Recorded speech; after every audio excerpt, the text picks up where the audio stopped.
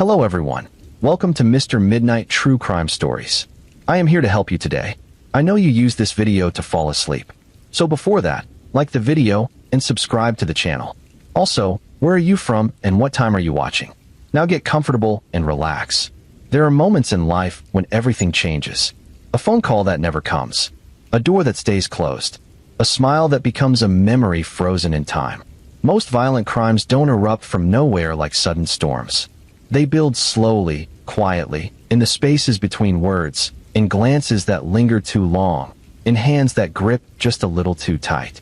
They whisper warnings that go unheard until it's too late. Tonight, we're going to examine 9 lives that intersected with darkness. 9 people who walked into situations that seemed ordinary until they weren't. These aren't just cases. They're mirrors reflecting patterns we see again and again. Jealousy that curdles into obsession, love that twists into control, and warnings that echo in empty rooms where someone should have been listening. The question that haunts every single one of these stories isn't just who or how. It's why didn't anyone stop this? Why were the signs dismissed? Why did systems designed to protect people fail so completely? By the time you reach the end of this journey, you'll understand that these weren't mysteries. They were preventable tragedies. Our first story begins on a night that should have been about celebration, about youth and possibility, and the kind of freedom that comes with being 23 and feeling invincible. Isabella Cruz Navarro had every reason to feel that way. She was the first person in her entire family to attend university, carrying the hopes and dreams of parents who had worked 2 jobs each to give their daughter opportunities they never had. Isabella studied environmental science with a focus that impressed her professors. She volunteered at community gardens on weekends. She called her mother every single day, without fail. That weekend in Harbor City started like countless others for young people looking to blow off steam after midterm exams.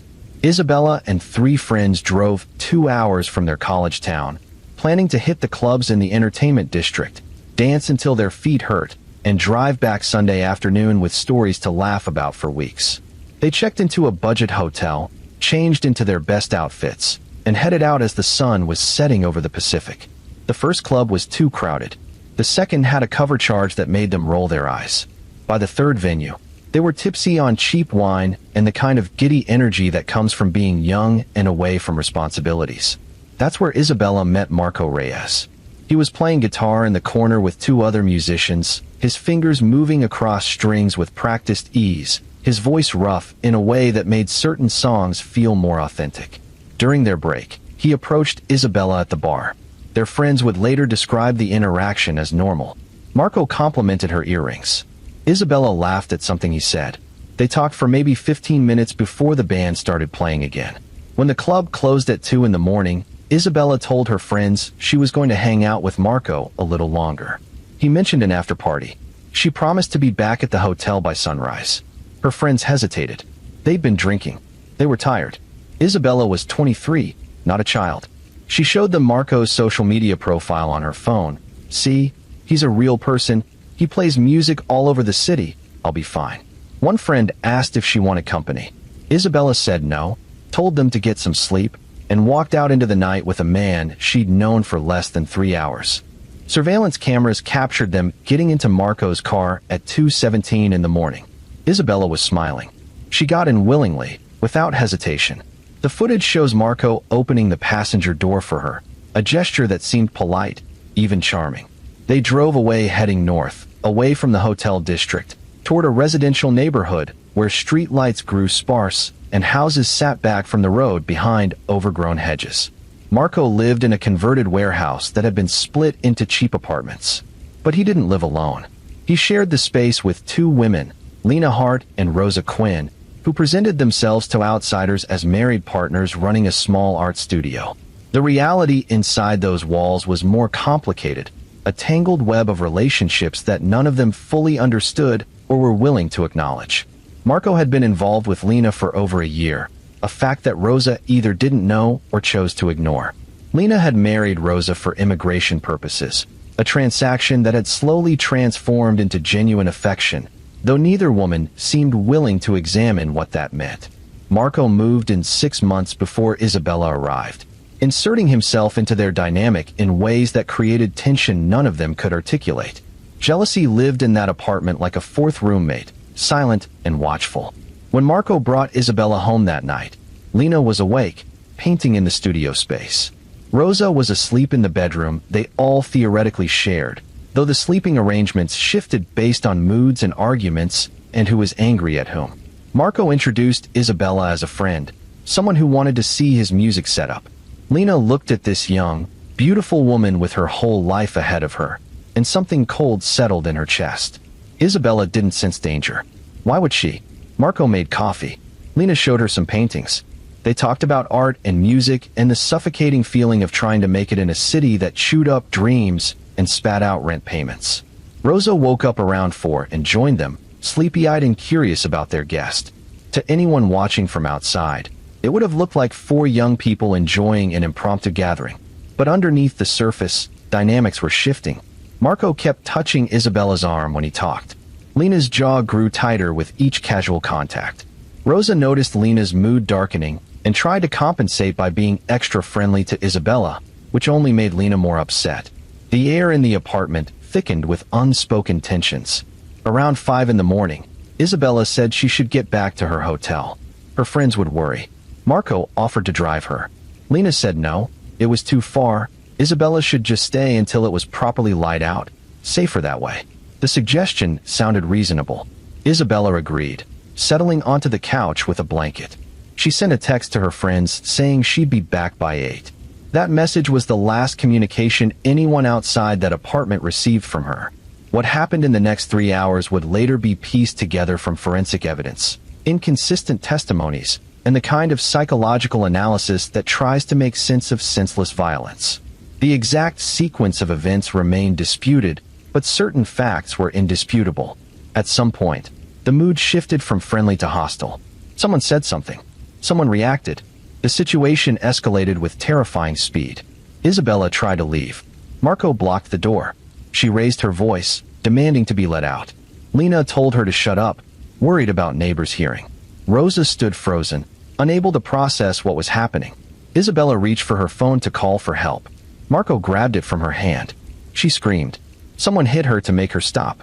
And then the violence became unstoppable, feeding on itself, fueled by panic and rage, and the terrible momentum of actions that cannot be taken back. The details are difficult to recount, not because they're unknown, but because they're almost unbearable. Isabella fought. The forensic evidence made that clear. She fought hard, desperately, trying to survive. But she was one person against 3, in an unfamiliar space, probably still impaired from drinking hours earlier. The apartment's walls were thick. No one heard her screaming. When it was over, when Isabella Cruz Navarro lay still on the floor of that converted warehouse, 3 people stood looking at what they had done. The woman who had called her mother every single day would never make another call. The first person in her family to attend university would never finish her degree. The young woman who smiled at a musician in a nightclub would never smile again. What they did next revealed the depths of their depravity. Rather than call for help, rather than face what they'd done, they tried to hide it. They cleaned. They moved her body. They created a story. And in doing so, they transformed from people who had committed a terrible act in a moment of chaos into people who chose, deliberately and with calculation, to cover up a murder. The hours after Isabella's death were marked by a cold pragmatism that chilled investigators when they later reconstructed the timeline. Marco, Lena, and Rosa didn't panic in the way that ordinary people might when confronted with the enormity of what they'd done. Instead, they moved with purpose, making decisions that suggested they were more concerned with avoiding consequences than with the life they'd just ended. They wrapped Isabella's body in a tarp from the art studio. They loaded it into Marco's car while Harbor City slept, unaware that a young woman's future was being erased just blocks from the clubs where people were still dancing. They drove to a rural area 40 minutes outside the city, to a place Marco knew from childhood camping trips, and they left her there among the trees like she was garbage to be disposed of. Back at the apartment, they scrubbed.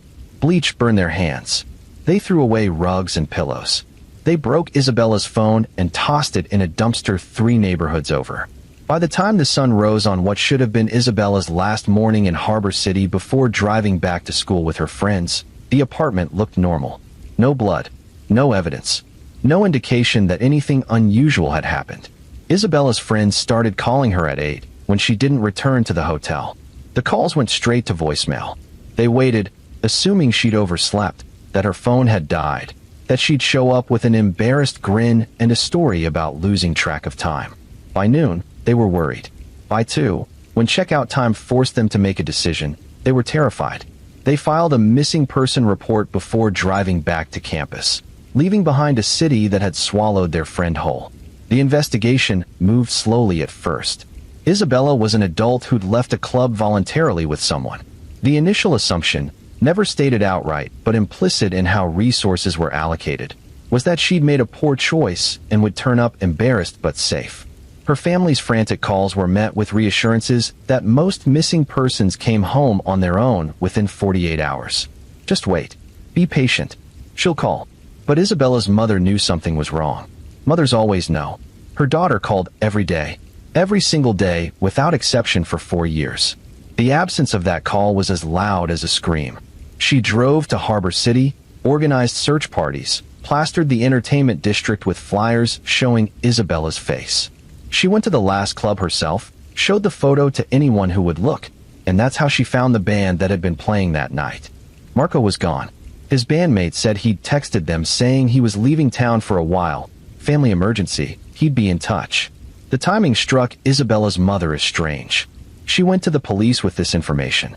They nodded, took notes, said they'd look into it. Days passed, then a week, then 2. Marco, Lena, and Rosa had fled in 3 different directions, a plan they'd apparently coordinated in those terrible hours after disposing of Isabella's body. Marco headed to Mexico, where he had distant relatives. Lena went to Canada, using her marriage to Rosa to cross the border legally. Rosa disappeared into the sprawling network of activist communities on the West Coast, places where asking too many questions about someone's past was considered rude. It might have worked. They might have gotten away with it forever if not for 2 things. First, Marco couldn't help himself from maintaining some form of online presence, posting guitar videos from unnamed locations, staying connected to the music scene that gave his life meaning. Second, a hiker found Isabella's body 3 months after her disappearance. The discovery happened on a Tuesday morning. A man walking his dog in the woods noticed buzzards circling. He investigated, despite the smell that grew stronger with each step.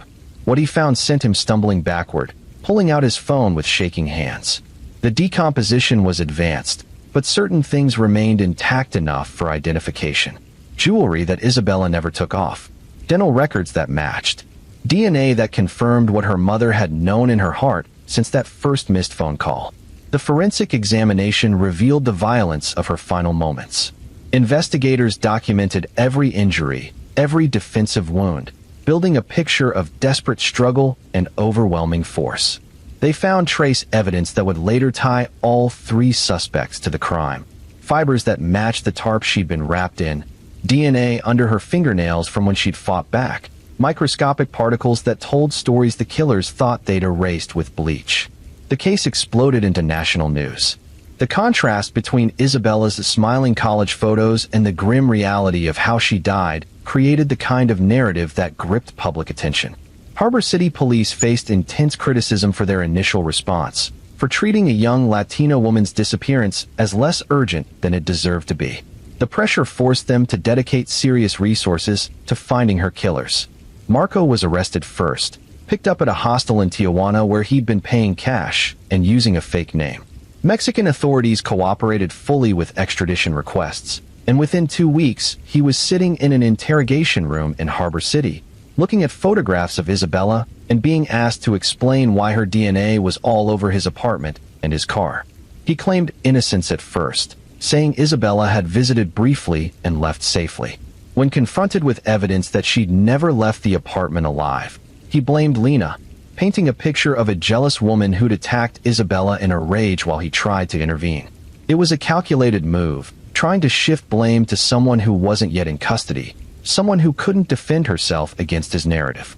Lena was found 3 weeks later in Vancouver, working under the table at a vegan restaurant and living in a house with 6 other people who knew her only as an American seeking refuge from capitalism.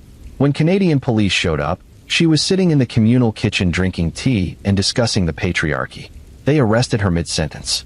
Her story contradicted Marco's in significant ways. She admitted being present when Isabella died, but claimed it was Marco who'd initiated the violence. Marco who'd prevented Isabella from leaving. Marco who'd convinced both women to help cover it up by threatening to tell police they'd been the aggressors. She cried during her interrogation, real tears that investigators couldn't quite determine were from remorse or fear of consequences. Rosa took the longest to locate, finally found in Portland at a protest against police violence, which had a dark irony that wasn't lost on the detectives who recognized her face from the warrant. She immediately asked for a lawyer and said nothing, not a single word, during hours of questioning. Her silence was interpreted as calculation, as consciousness of guilt, as evidence that she knew exactly how bad this was. When all three were finally in custody, the district attorney faced a complicated decision about charges. The physical evidence proved all three had participated in covering up the crime, but determining who had struck the blows that killed Isabella, who had held her down, who had been the primary aggressor required parsing testimonies that contradicted each other in convenient ways. They were all charged with murder, conspiracy, and tampering with evidence. The trials were separated, a tactical decision that allowed prosecutors to use each defendant's testimony against the others. Marco went first. His defense attorney tried to portray him as a musician caught up in a toxic relationship dynamic, someone who'd made terrible choices while under psychological duress from the women he lived with. The jury didn't buy it. They convicted him on all counts. Lena's trial focused heavily on the forensic evidence, placing her at the scene and her own admissions during interrogation. Her defense tried to paint her as a victim of Marco's manipulation, an immigrant woman trapped in an abusive situation who'd feared for her own life. The prosecution countered with evidence of her active participation in disposing of the body and cleaning the crime scene. She was convicted as well, though on slightly lesser charges. Rosa's trial came last, and by then the public narrative had already solidified around certain assumptions about who had done what. Her continued silence, which her lawyer framed as exercising constitutional rights, was perceived by many as arrogance. The prosecution used testimony from both Marco and Lena, each pointing fingers at Rosa as being more involved than she'd admit. Without her own voice in her defense beyond the lawyer's arguments, the jury had little to counterbalance these accusations. She was convicted on all counts. Sentencing revealed disparities that sparked outrage among advocates who'd been following the case. Marco received life without parole, the harshest sentence possible. Lena got 35 years with possibility of parole after 25. Rosa received 40 years with parole eligibility after 30. The differences were attributed to varying degrees of culpability as determined by the evidence and testimonies. But critics pointed out the racial and gender dynamics at play, how the brown-skinned man received the harshest punishment while the white woman got the most lenient sentence despite all three being present when Isabella died. Isabella's mother attended every day of every trial, sitting in the front row where the defendants couldn't avoid seeing her face. She never shouted or made scenes. Her presence was statement enough, a living reminder of what they'd taken from the world. When she finally stood to give her victim impact statement before sentencing, she spoke for 20 minutes without notes, describing her daughter's childhood, her dreams, her daily phone calls that would never come again. The courtroom was silent except for her voice and the sound of people trying not to cry too loudly. She didn't ask for harsh sentences or express hatred for the people who'd killed her child. She simply said that Isabella had trusted the wrong person on the wrong night, and that trust had been betrayed in the worst possible way. She ended by looking directly at each defendant and saying that she hoped they would eventually tell the complete truth about what happened, that Isabella deserved that much at least. None of them ever did. In the years since their convictions, Marco has given interviews claiming his innocence, saying he's taking the fall for the women. Lena has apologized publicly but still maintains she tried to stop the violence rather than participate in it. Rosa has never spoken about the case at all, remaining silent even when offered reduced sentences in exchange for full disclosure. The complete truth of those 3 hours in that apartment died with Isabella. The case changed Harbor City's approach to missing person reports, implementing new protocols that treated all disappearances as urgent regardless of the circumstances. It's a small reform born from enormous loss, The kind of change that comes too late to save the person whose suffering forced the issue. Isabella's family established a scholarship in her name for first-generation college students studying environmental science. Every year, a young person gets to pursue the dreams Isabella never completed. But policy changes and scholarships don't bring back the dead. They don't restore the daughter who called her mother every day. They don't fill the empty chair at family gatherings. They're band-aids on wounds that never fully heal, attempts to create meaning from tragedies that remain fundamentally meaningless. The jealousy that killed Isabella Cruz Navarro wasn't special or unique. It's the same jealousy that poisons relationships every day, the same territorial possessiveness that treats people like property, the same inability to accept that attention given to someone else isn't attention stolen from you. In most cases, it doesn't end in murder. It ends in arguments and breakups and damaged relationships. But sometimes, when the wrong people feed that jealousy in the wrong environment without the wrong safeguards, it becomes lethal. Marco, Lena, and Rosa weren't monsters from birth. They were ordinary people who made choices, small choices at first that seemed reasonable in the moment, and then larger choices that cascaded into the irreversible. They chose to bring Isabella to that apartment. They chose to let tensions escalate rather than de-escalate. They chose violence over de-escalation. They chose cover-up over accountability. Each choice made the next one easier, building momentum toward an ending none of them could have predicted when the night began. Isabella never got to make those choices. She chose to trust someone who seemed nice. She chose to go to a party. She chose to believe that people were fundamentally good. Those choices shouldn't have been fatal. In a better world, they wouldn't have been. But we don't live in that world. We live in this one, where young women are killed for the crime of being visible, being attractive, being in the wrong place with people who can't handle their own emotions. The warning signs were there. Marco had a history of intense, short-lived relationships that ended badly. Lena had been in therapy for jealousy and control issues. Rosa had distanced herself from family who'd expressed concerns about her living situation. But warning signs only matter if someone is watching for them, if systems exist to intervene before tragedy strikes. In this case, no such systems were in place. Isabella walked into that apartment unaware that she was stepping into a pressure cooker of unresolved tensions that had nothing to do with her and everything to do with people who hadn't dealt with their own demons. Her story ends in those woods where a hiker found what was left of a vibrant young woman who'd wanted to save the environment. Their stories continue in prison cells where 3 people wake up every day knowing they destroyed not just Isabella's life, but their own, their families, everyone connected to this senseless act of violence. There are no winners here, only varying degrees of loss. The transition from Isabella's case to the next one is jarring because it has to be. These stories don't flow naturally into each other. They're separate tragedies united only by patterns we'd rather not see, by warnings we'd rather not hear, by uncomfortable truths about violence and gender, and the value we place on certain lives over others. Jealousy doesn't always need an audience. Sometimes it festers in private, behind closed doors, in homes where outsiders see only the facade of normalcy. The next story takes us behind one of those doors, into a marriage that looked fine from the street but was rotting from within, into a pattern of violence that escalated over years until it reached its inevitable, terrible conclusion. Emily Rowe was 41 years old when she died. She'd been married to Daniel Rowe for 18 years, together since she was 21 and he was 25. They had 3 children, ages 16, 13, and 9. From the outside, they looked like any other middle-class family in Eastbrook, a quiet northeastern city where people knew their neighbors and kids rode bikes in the street without fear. But inside their house, Emily lived in a state of constant alert, reading her husband's moods like a weather forecast, trying to predict and prevent the storms that came with increasing frequency and intensity. The violence had started small, as it always does. A raised voice, a slammed door, anger that seemed disproportionate to whatever minor issue had triggered it. Emily made excuses, to herself and others. Everyone fights sometimes. Marriage is work. He's under stress at his job.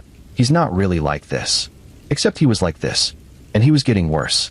The first time Daniel shoved her was during an argument about money when their oldest was 3. He immediately apologized, cried, swore it would never happen again. Emily believed him because she wanted to believe him, because she had a toddler and a mortgage and a life she'd built around the assumption that her husband was a good man having a bad moment.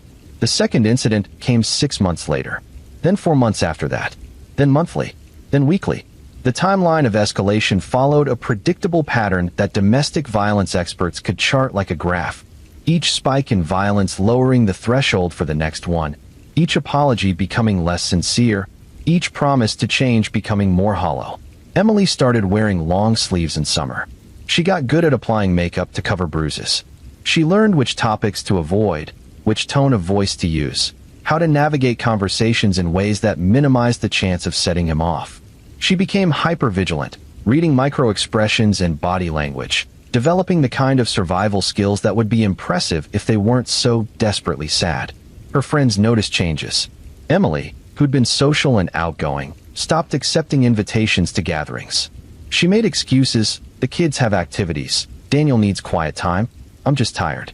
When friends persisted, showing up at her door with concern in their eyes, she smiled and insisted everything was fine. Really, just busy with family stuff. The isolation wasn't accidental. Daniel had been systematically cutting her off from support systems, criticizing her friends, making social interactions so difficult that staying home seemed easier. The children grew up in this environment, absorbing the tension like it was normal, learning to read their father's moods just as carefully as their mother did. The oldest, Sarah, started having panic attacks at 13. The middle child, Ben, became withdrawn, spending hours in his room with headphones on to drown out the sounds of arguments. The youngest, Emma, clung to Emily with desperate intensity, as if afraid her mother might disappear. Emily tried to leave twice. The first time was after Daniel broke her wrist during an argument about Sarah's report card. She packed bags for herself and the kids, called a women's shelter, and was about to walk out the door when Daniel broke down completely, sobbing, begging, promising therapy, promising change, promising everything she'd ever wanted to hear. He even went to a few counseling sessions, enough to convince Emily he was serious. Then he stopped going. The wrist healed. The pattern resumed. The second attempt came 3 years later. Emily had been secretly saving money, hiding small amounts of cash in a book on her shelf. She'd researched divorce lawyers, made copies of financial documents, planned her exit with the kind of careful strategy that war generals would admire. But Daniel found the hidden money. The explosion of rage that followed left Emily hospitalized with cracked ribs and a concussion. She told the emergency room staff she'd fallen downstairs. They didn't believe her, but without her cooperation, there was nothing they could do. That hospital visit triggered a mandatory report to police, who showed up at Emily's door 3 days later to ask questions. She spoke to them on the porch, never inviting them inside where Daniel lurked with his jaw clenched and his hands in fists.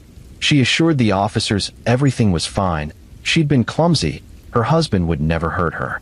They left, adding another report to a file that was growing thicker but leading nowhere. Emily's friends staged an intervention of sorts, gathering at a coffee shop and confronting her with their concerns. They'd seen the bruises. They'd noticed the fear in her eyes. They wanted to help.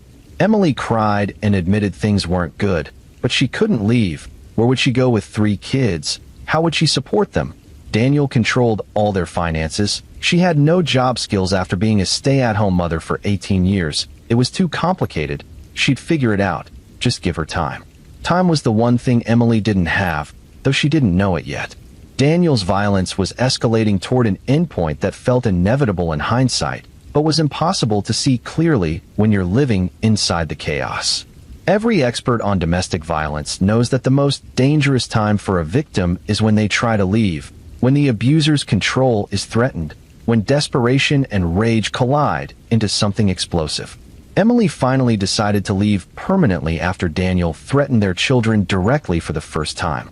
He'd been angry at Ben for something trivial, and when Emily intervened, Daniel turned on her with such fury that all 3 kids witnessed the assault. Sarah called 911. Police arrived to find Emily bleeding and Daniel locked in the bathroom, screaming that it was his house, and they had no right to be there. This time, Emily pressed charges. She obtained a restraining order. She stayed with her sister in a town 30 minutes away, bringing the kids and whatever belongings they could grab quickly. The legal system moved slowly, setting court dates and processing paperwork, while Emily tried to build a new life from scratch. She enrolled in online classes to update her skills. She applied for jobs. She met with lawyers to discuss divorce proceedings. Daniel was ordered to stay at least 500 feet from Emily and the children. He was required to attend anger management classes. He lost his firearm permit, though whether he actually surrendered his guns was never verified. The restraining order was a piece of paper meant to stop a man who'd spent 18 years ignoring every boundary Emily tried to set. It was, predictably, ineffective. He started with calls from blocked numbers, heavy breathing followed by hang-ups. Then texts from new numbers, apologizing, begging, threatening, cycling through emotions like he was turning a dial. Emily documented everything, saved screenshots, reported violations to police who added them to the file, but seemed unable to do anything that actually stopped the harassment. 3 months after Emily left, Daniel showed up at her sister's house at 6 in the morning.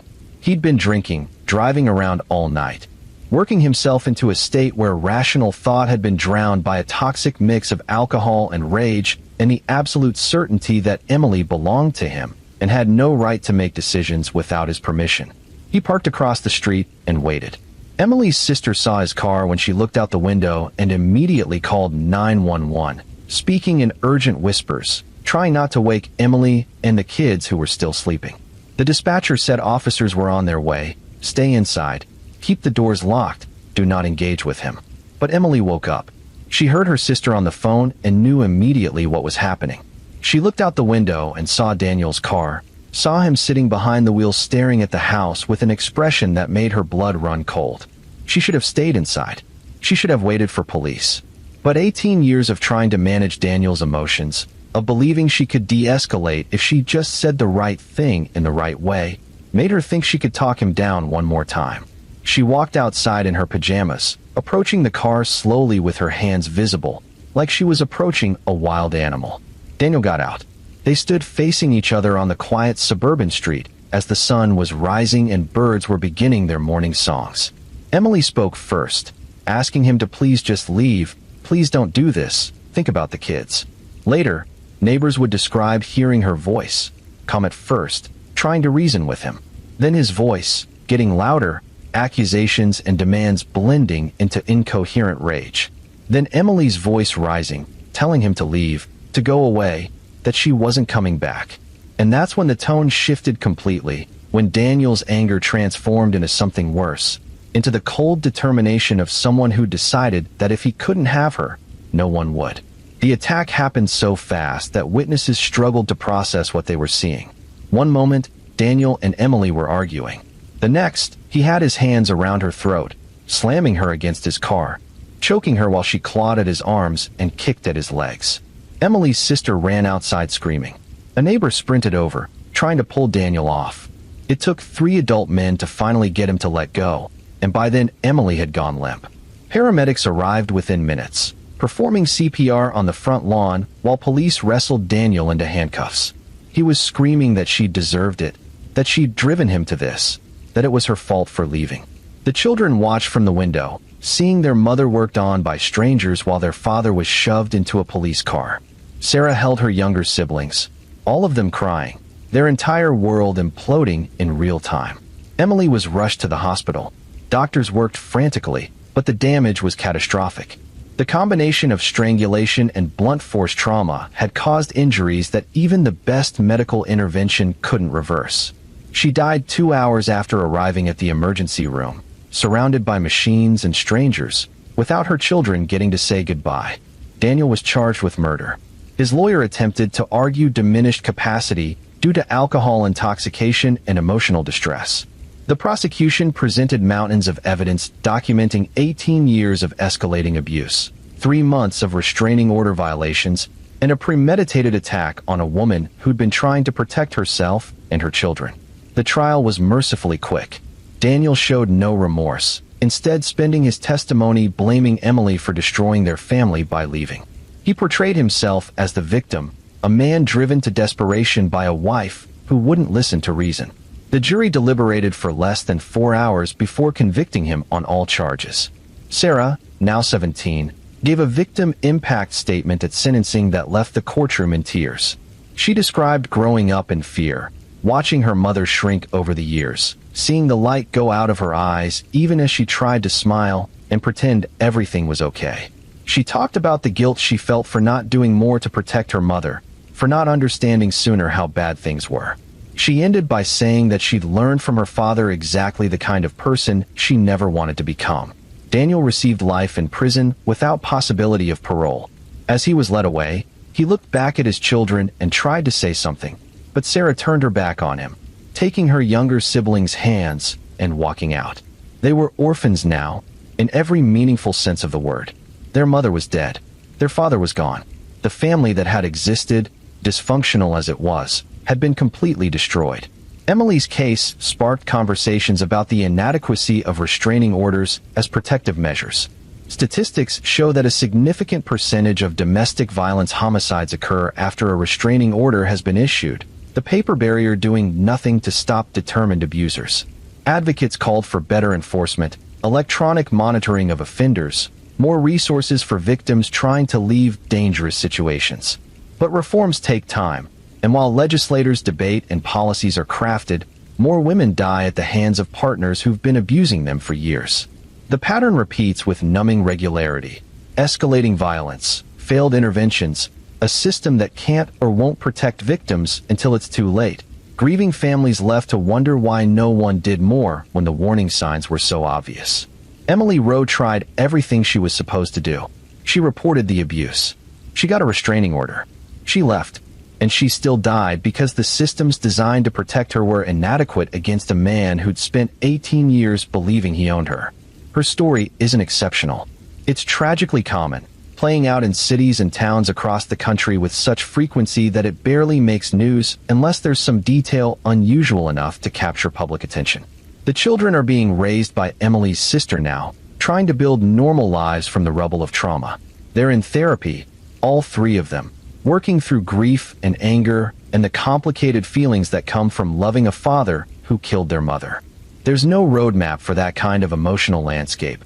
No guidebook that tells children how to reconcile the man who played catch with them in the backyard with the man who strangled their mother on a suburban street. Sarah graduated high school and deferred college for a year to help her aunt with her younger siblings. She volunteers at a domestic violence shelter, channeling her grief into trying to help other women in situations like her mother's. She speaks at schools about recognizing abuse, about the warning signs that she missed when she was younger, about the importance of supporting friends who might be in danger. It's painful work, reopening her wounds every time she tells Emily's story, but Sarah believes it matters. If even one person recognizes themselves in the narrative and chooses to leave before it's too late, then her mother's death might mean something beyond senseless tragedy. It's a heavy burden for a young person to carry, but trauma often forces maturity that should come naturally over years to instead arrive all at once. The transition from Emily's story requires acknowledgement of a different kind of failure, not of restraining orders or police response times, but of investigative competence. Sometimes the warning signs are clear, and the victim is trying desperately to be found, and the people whose job it is to search still fail in ways that beggar belief. Hannah Cole was 22 years old when she disappeared from North Shore City, a Canadian port town known for its vibrant nightlife and picturesque waterfront. She'd recently ended a relationship with her boyfriend of 3 years, a breakup that had been messy but not violent. They'd dated since freshman year of college, grown apart as people often do in their early 20s, and decided to go their separate ways while they still liked each other enough to be civil. The breakup left Hannah emotionally raw but also oddly liberated. For the first time since she was 19, she was single, free to make decisions based purely on what she wanted rather than coordinating with someone else's preferences and schedules. She went out more, reconnected with friends she'd neglected during the relationship, embraced the kind of social life she'd put on hold while being part of a couple. On a Friday night in October, Hannah met friends at a bar in the downtown entertainment district. They had drinks, danced, laughed at inside jokes, took selfies that captured the kind of youthful joy that comes from being young and healthy and convinced that the future holds unlimited possibility. Around midnight, Hannah said she was tired and was going to head home. Her friends offered to share a cab, but Hannah declined. She lived only a 15-minute walk away, and the streets were well lit and busy with other people also heading home. She left the bar at 12:17, captured on security cameras waving goodbye to her friends and heading east toward her apartment. She was alone, walking with the confident stride of someone who knew these streets, who'd walked them dozens of times without incident. She had her phone out, probably texting or checking social media, dividing her attention between the screen and the sidewalk. Surveillance footage tracked her for 3 blocks. She passed a convenience store where she was caught on camera from inside, just a figure walking past the window. She stopped at a crosswalk, waiting for the light to change. And then she walked beyond the range of the cameras that had been chronicling her journey, stepping into a gap in coverage that would prove catastrophic. Hannah never made it home. Her roommate wasn't worried when she woke up Saturday morning and found Hannah's room empty.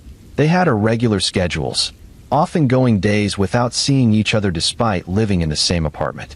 But by Sunday evening, when Hannah missed a family dinner she'd never have skipped without calling, her parents began to worry. They called her phone repeatedly. It went straight to voicemail. They contacted her friends, who said she'd left the bar Friday night planning to walk home.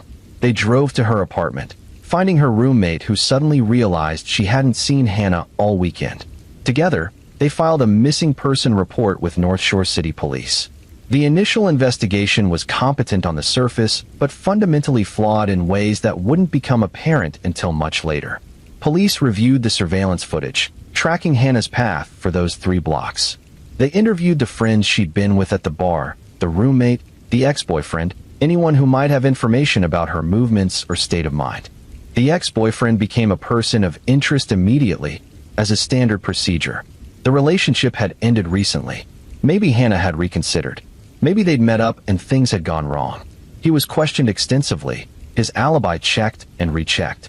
Security footage from his apartment building showed him entering at 10 Friday night and not leaving until Saturday afternoon. His phone records confirmed he'd been home, texting friends, and browsing social media. He was cleared. The investigation then focused on Hannah's walk home, trying to determine what happened in the 15 minutes between leaving the bar and when she should have arrived at her apartment. Police canvassed the route, asking businesses for security footage, interviewing night workers who might have seen something. They found a few additional camera angles that showed Hannah walking, alone, seemingly unbothered, nothing unusual. And then she vanished. Somewhere between the last camera sighting and her apartment, Hannah stepped off the grid.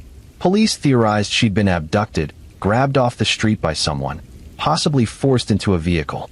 They expanded their search, looking at traffic cameras for suspicious cars, interviewing registered sex offenders in the area, doing everything that the manual says to do when a young woman goes missing. But they made a critical error. When determining the search radius for her potential location, they assumed Hannah had continued east toward her apartment.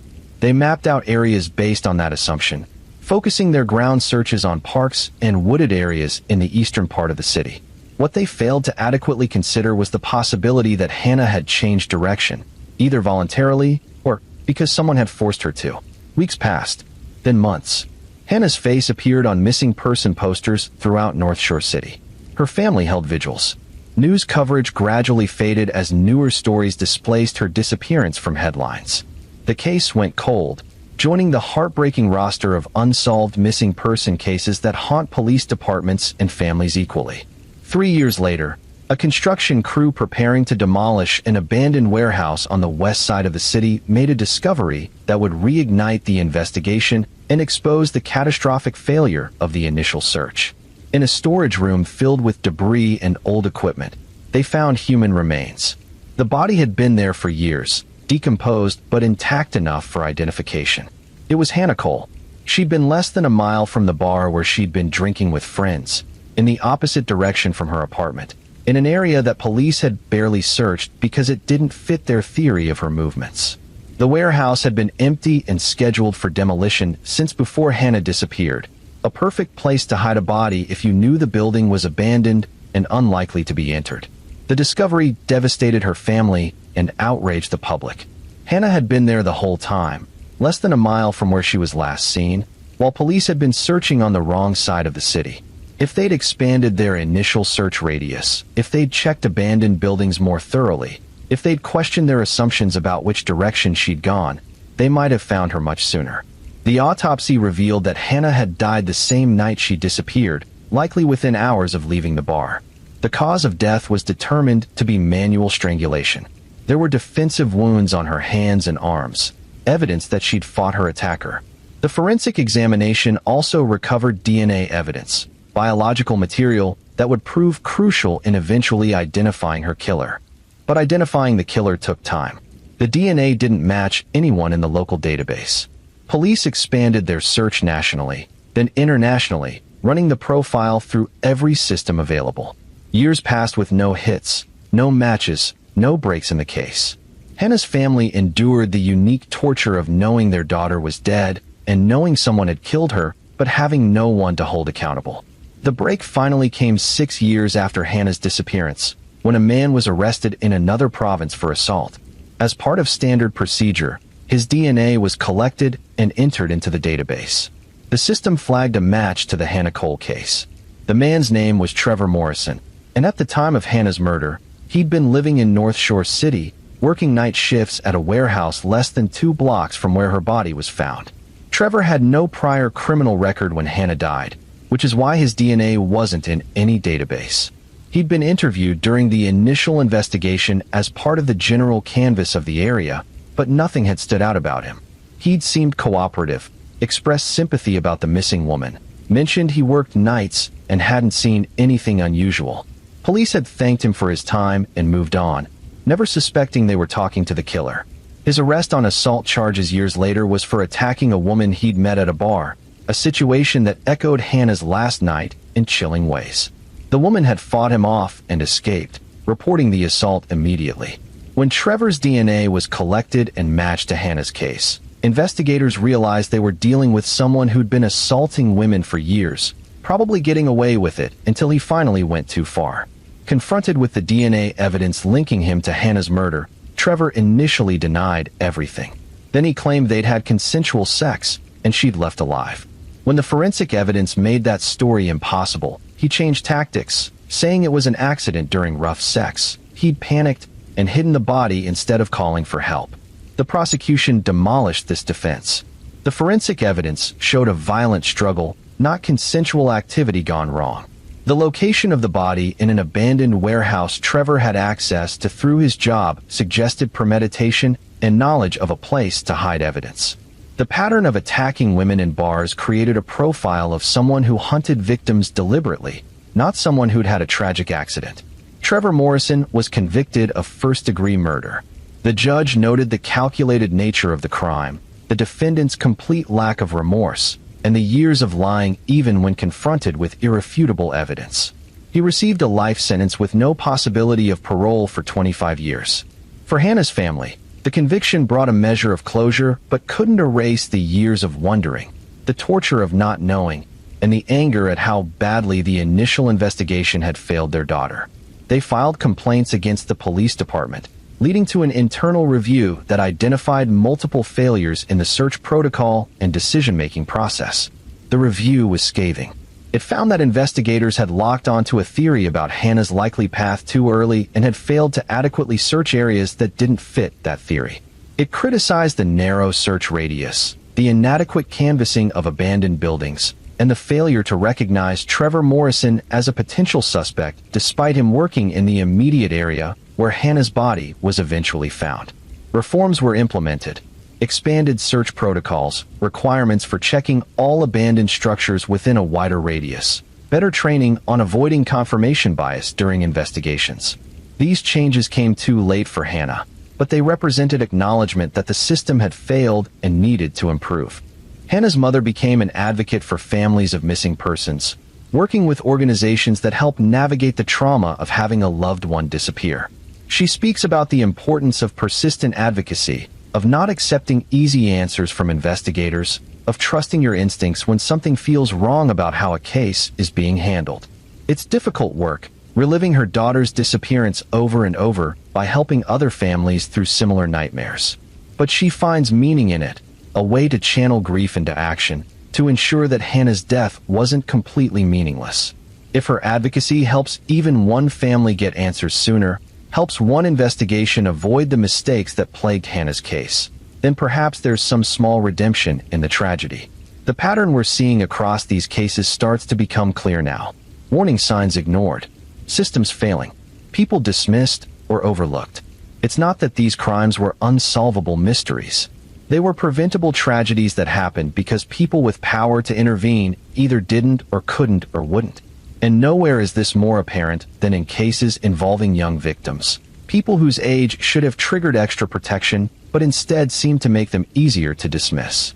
Lucia Moreno was 16 years old when she met Diego Salvat at a community festival in San Alboran, a city in South America known for its colonial architecture and vibrant street life. Diego was 23, old enough that the age gap should have raised immediate red flags. But in the circles they moved in, such relationships weren't uncommon or particularly scandalous. Older boys dated younger girls. It was just how things were. Diego was charming, attentive in ways that made Lucia feel special and mature. He had a car and a job and freedom that she, still living with her parents and attending high school, could only dream about. He bought her gifts, took her to restaurants, treated her like an adult rather than a kid. To Lucia, it felt like love. To everyone outside looking in with more life experience, it looked like grooming. Lucia's parents were uncomfortable with the relationship from the start. They tried to forbid her from seeing Diego, but this only drove the relationship underground, transforming it into a forbidden romance that felt even more exciting. Lucia would sneak out to meet him, lying about where she was going, creating elaborate cover stories. Her parents' opposition became fuel for the relationship rather than a deterrent. Diego was controlling in ways that Lucia initially interpreted as protective. He wanted to know where she was all the time, who she was talking to, what she was doing. He got jealous when she spent time with friends, especially male friends, even when those friendships were completely innocent. He isolated her gradually, making her feel guilty for wanting to spend time with anyone but him. Red flags appeared with increasing frequency. Diego had a temper that flared over small things, a dishonest comment or a perceived slight, anything that challenged his sense of control. He never hit Lucia, but he'd punch walls, throw objects, drive recklessly when angry with her in the car.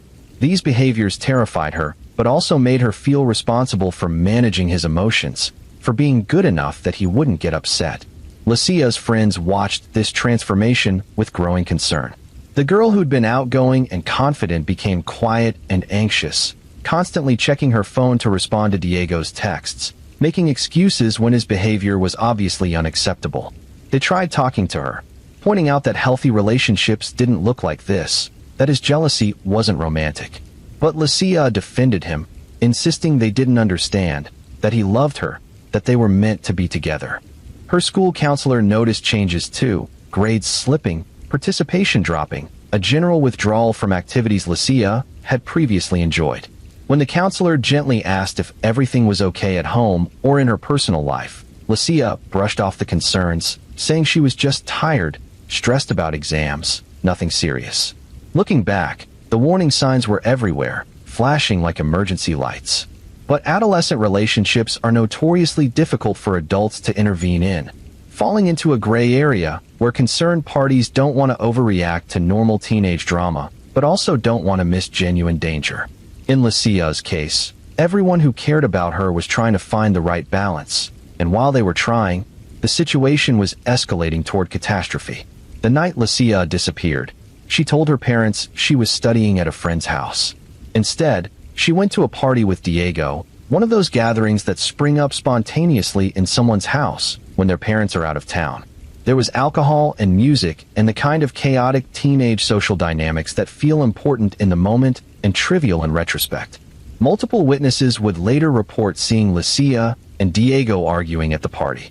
The fight was loud enough that people noticed, something about Lucia talking to another boy, Diego accusing her of flirting, Lucia defending herself, and saying she was just being friendly. Diego grabbed her arm hard enough to leave marks, trying to pull her outside. Lucia resisted, telling him to stop, that he was hurting her. A few partygoers intervened, telling Diego to calm down, to let go of Lucia. He did, but his expression was dark with rage barely contained. Lucia looked shaken but tried to laugh it off, saying they were fine. It was just a misunderstanding. She went outside to talk to Diego privately, apparently trying to smooth things over, to reassure him that he had nothing to be jealous about. That was the last time anyone at the party saw her. Diego's car was seen leaving around 11, but whether Lucia was in it remained unclear. Some witnesses thought they saw her in the passenger seat. Others weren't sure. The darkness and chaos of the party made reliable observations difficult. Lucia's phone last pinged off a cell tower 20 miles outside the city at 11:45 that night. Then it went silent, either turned off or destroyed or moved beyond cell service range. Her parents didn't realize she was missing until the next morning when she didn't come home. They called the friend whose house she was supposedly studying at and learned Lucia had never been there. Panic set in immediately. Lucia had never stayed out all night without permission. She was irresponsible sometimes, like most teenagers, but not like this. Her parents called Diego's phone repeatedly. It rang, but he didn't answer. They drove to his apartment and found it empty. They filed a missing person report with police, explaining about Diego, about the problematic relationship, about their fears that he'd done something to their daughter.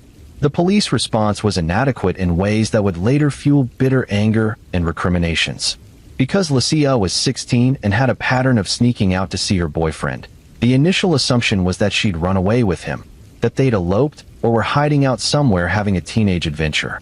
The officers took the report but didn't treat it with the urgency that a missing child should have triggered. Lucia's parents insisted this was different, that their daughter wouldn't just disappear without contact, that Diego was dangerous. The police nodded and took notes but seemed skeptical. Teenagers run away.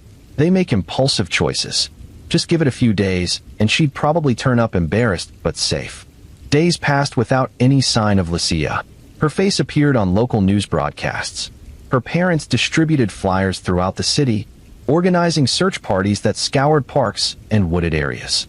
Diego's family claimed they didn't know where he was either, that he'd left town suddenly without explanation. His car was found abandoned at a bus station 3 days after Lucia disappeared, wiped clean of fingerprints, emptied of anything personal. The discovery of the abandoned car finally elevated the case in police priority. This wasn't a couple of teenagers running away together. Diego had fled, alone, taking steps to avoid detection. Lucia was genuinely missing, and the most likely scenario was that Diego had done something terrible and run. But finding Diego proved difficult. He'd taken a bus to another city, then apparently continued moving, staying off-grid, using cash, avoiding cameras. He had family in rural areas where people protected their own and didn't cooperate with police inquiries. He knew how to disappear, and he used that knowledge to stay ahead of the investigation.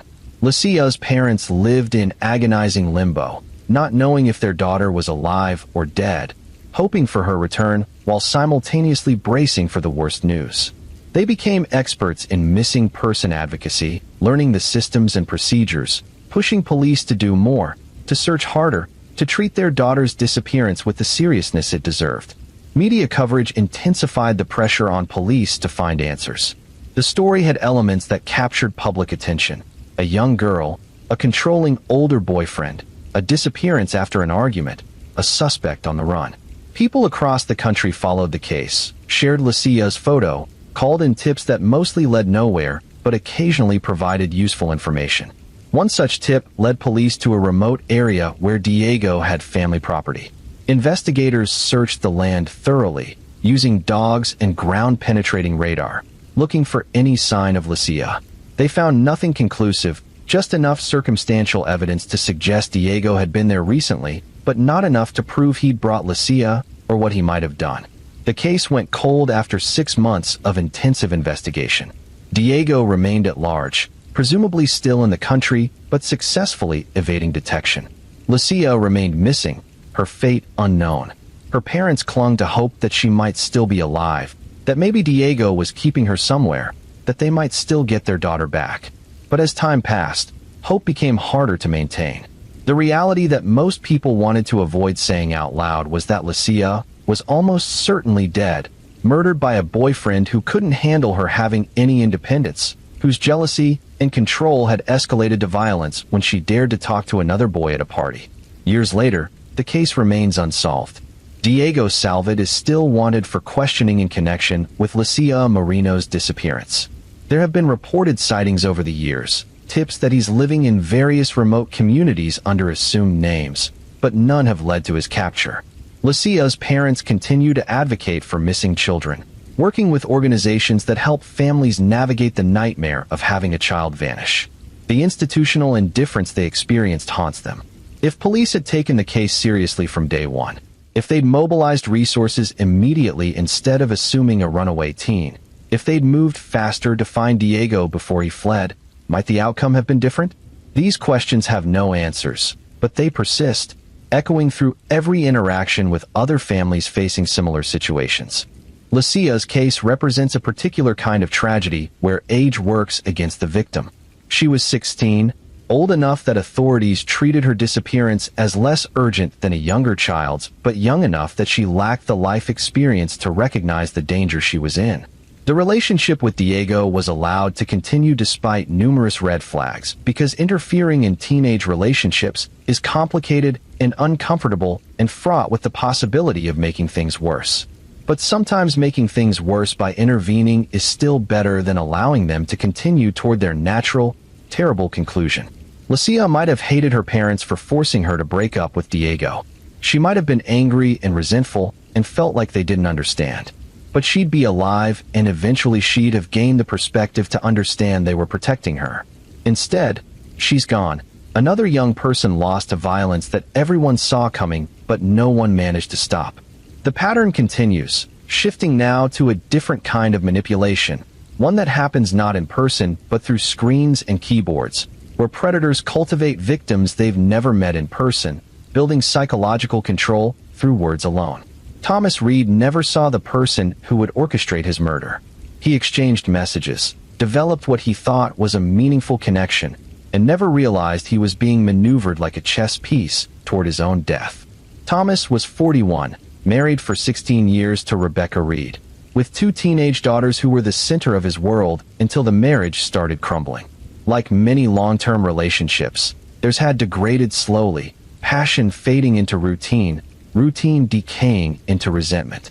They stopped talking about anything meaningful. They existed in the same house like roommates who didn't particularly like each other. Rebecca found escape online, joining forums and chat groups where she could be someone other than a frustrated wife and tired mother. She created personas, experimented with different versions of herself, found validation in virtual spaces that her real life didn't provide. It was harmless at first, just a distraction, a way to feel seen and interesting and desirable in ways her marriage had stopped making her feel. But distraction became obsession, and harmless fantasy started warping into something darker. Rebecca began spending hours every day online, neglecting household responsibilities, becoming irritated when family obligations interrupted her digital life.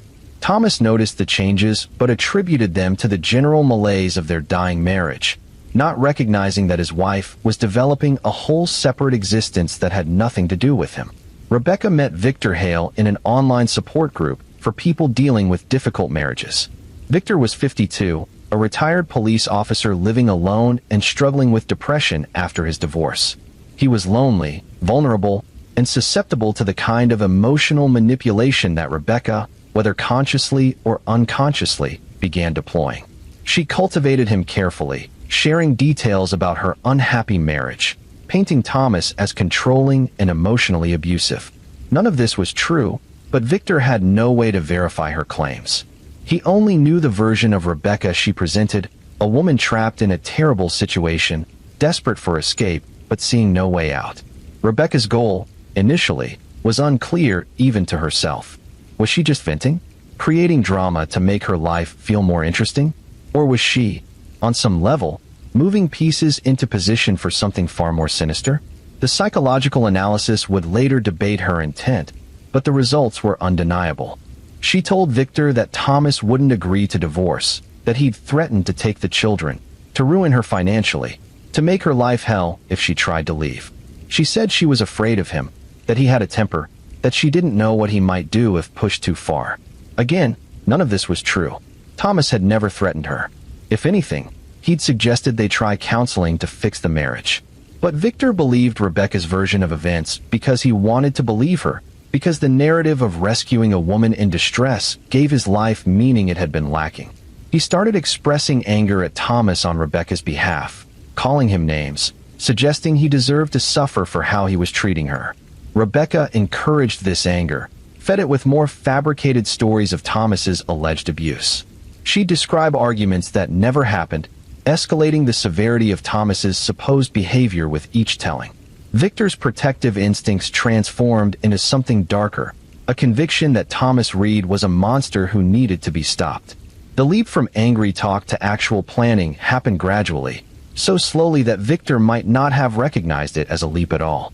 Rebecca started asking hypothetical questions. What would someone do if they needed to escape an abusive situation but had no legal recourse? How might someone protect themselves from a violent partner? The questions were phrased as desperate seeking of options, not as solicitation of murder, but the intent was clear to anyone examining the conversations later. Victor started suggesting solutions. The suggestions were initially vague, talking around the subject without saying it directly. But as Rebecca expressed appreciation for his willingness to help, as she reinforced that he was the only person who understood her situation, who really cared about her safety, Victor became bolder. He started talking about how someone with police training could make a person disappear, how it could be done without evidence, how no one would know. Rebecca never explicitly asked Victor to kill Thomas. Her lawyers would later emphasize this point repeatedly. She'd created the fiction of an abusive husband, manipulated a lonely man into seeing himself as a rescuer, and let Victor draw his own conclusions about what needed to happen. It was manipulation so calculated that it bordered on brilliant, if brilliance can be applied to something so fundamentally evil. Victor decided on his own, or at least convinced himself he had, that killing Thomas was necessary to protect Rebecca. He drove across 3 states to the city where the Reeds lived, bringing with him the knowledge of police procedures that would help him avoid detection. He watched Thomas for days, learning his routines, looking for opportunities. Thomas had no idea he was being stalked, no clue that his wife had painted him as a monster to a stranger who now considered murdering him a noble act. He went to work, came home, helped his daughters with homework, tried to have civil conversations with Rebecca despite the coldness between them. He was living a normal life, unaware that it was about to end. The murder happened in the Reed family garage on a Thursday evening. Thomas was working on his car, routine maintenance he'd been putting off for weeks. Victor entered through the side door that Rebecca had deliberately left unlocked. Thomas looked up from under the hood, confused to see a stranger in his garage, and those were the last moments of his life. Victor shot him 3 times with a handgun he'd purchased illegally specifically for this purpose. Thomas died quickly, collapsing onto the concrete floor of his own garage while his family was inside the house. Rebecca was upstairs with their daughters, establishing her alibi, making sure she could truthfully say she was nowhere near the garage when the shots were fired.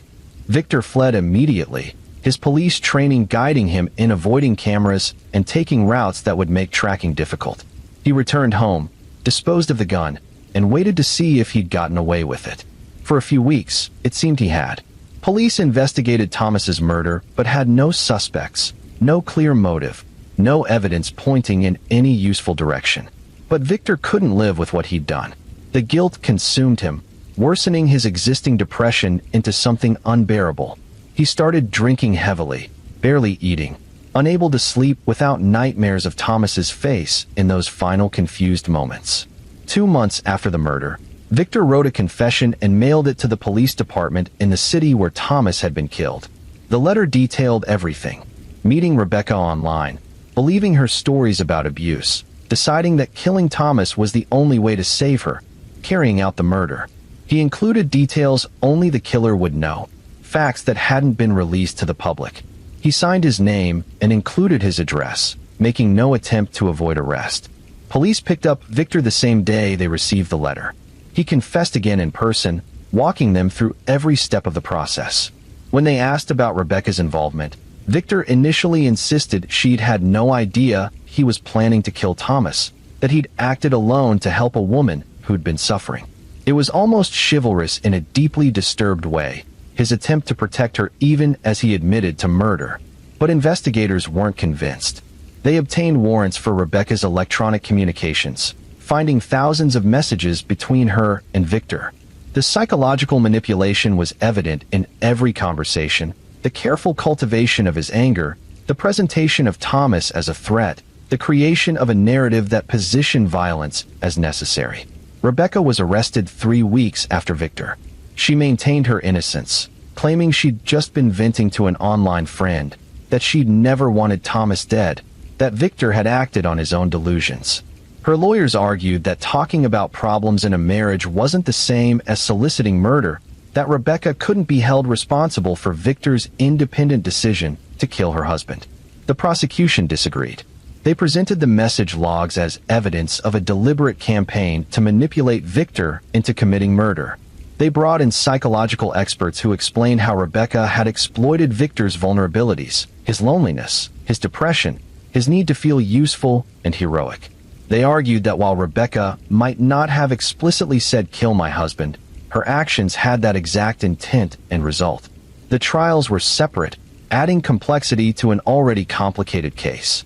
Victor pleaded guilty, expressing remorse and accepting full responsibility for pulling the trigger. His sentencing hearing was emotional, with Thomas's family giving statements about the devastation of losing their father and husband to senseless violence orchestrated by his own wife. Victor received life in prison. He would later appeal, arguing that his mental state at the time of the murder should be considered, that his depression and vulnerability to manipulation diminished his culpability. The appeals were denied. He remains incarcerated, reportedly still in contact with Rebecca despite everything, their toxic connection apparently unbroken even by prison walls. Rebecca's trial was longer and more contentious. The defense painted her as a desperate woman in an unhappy marriage who'd sought emotional support online and been horrified when that support turned into murder.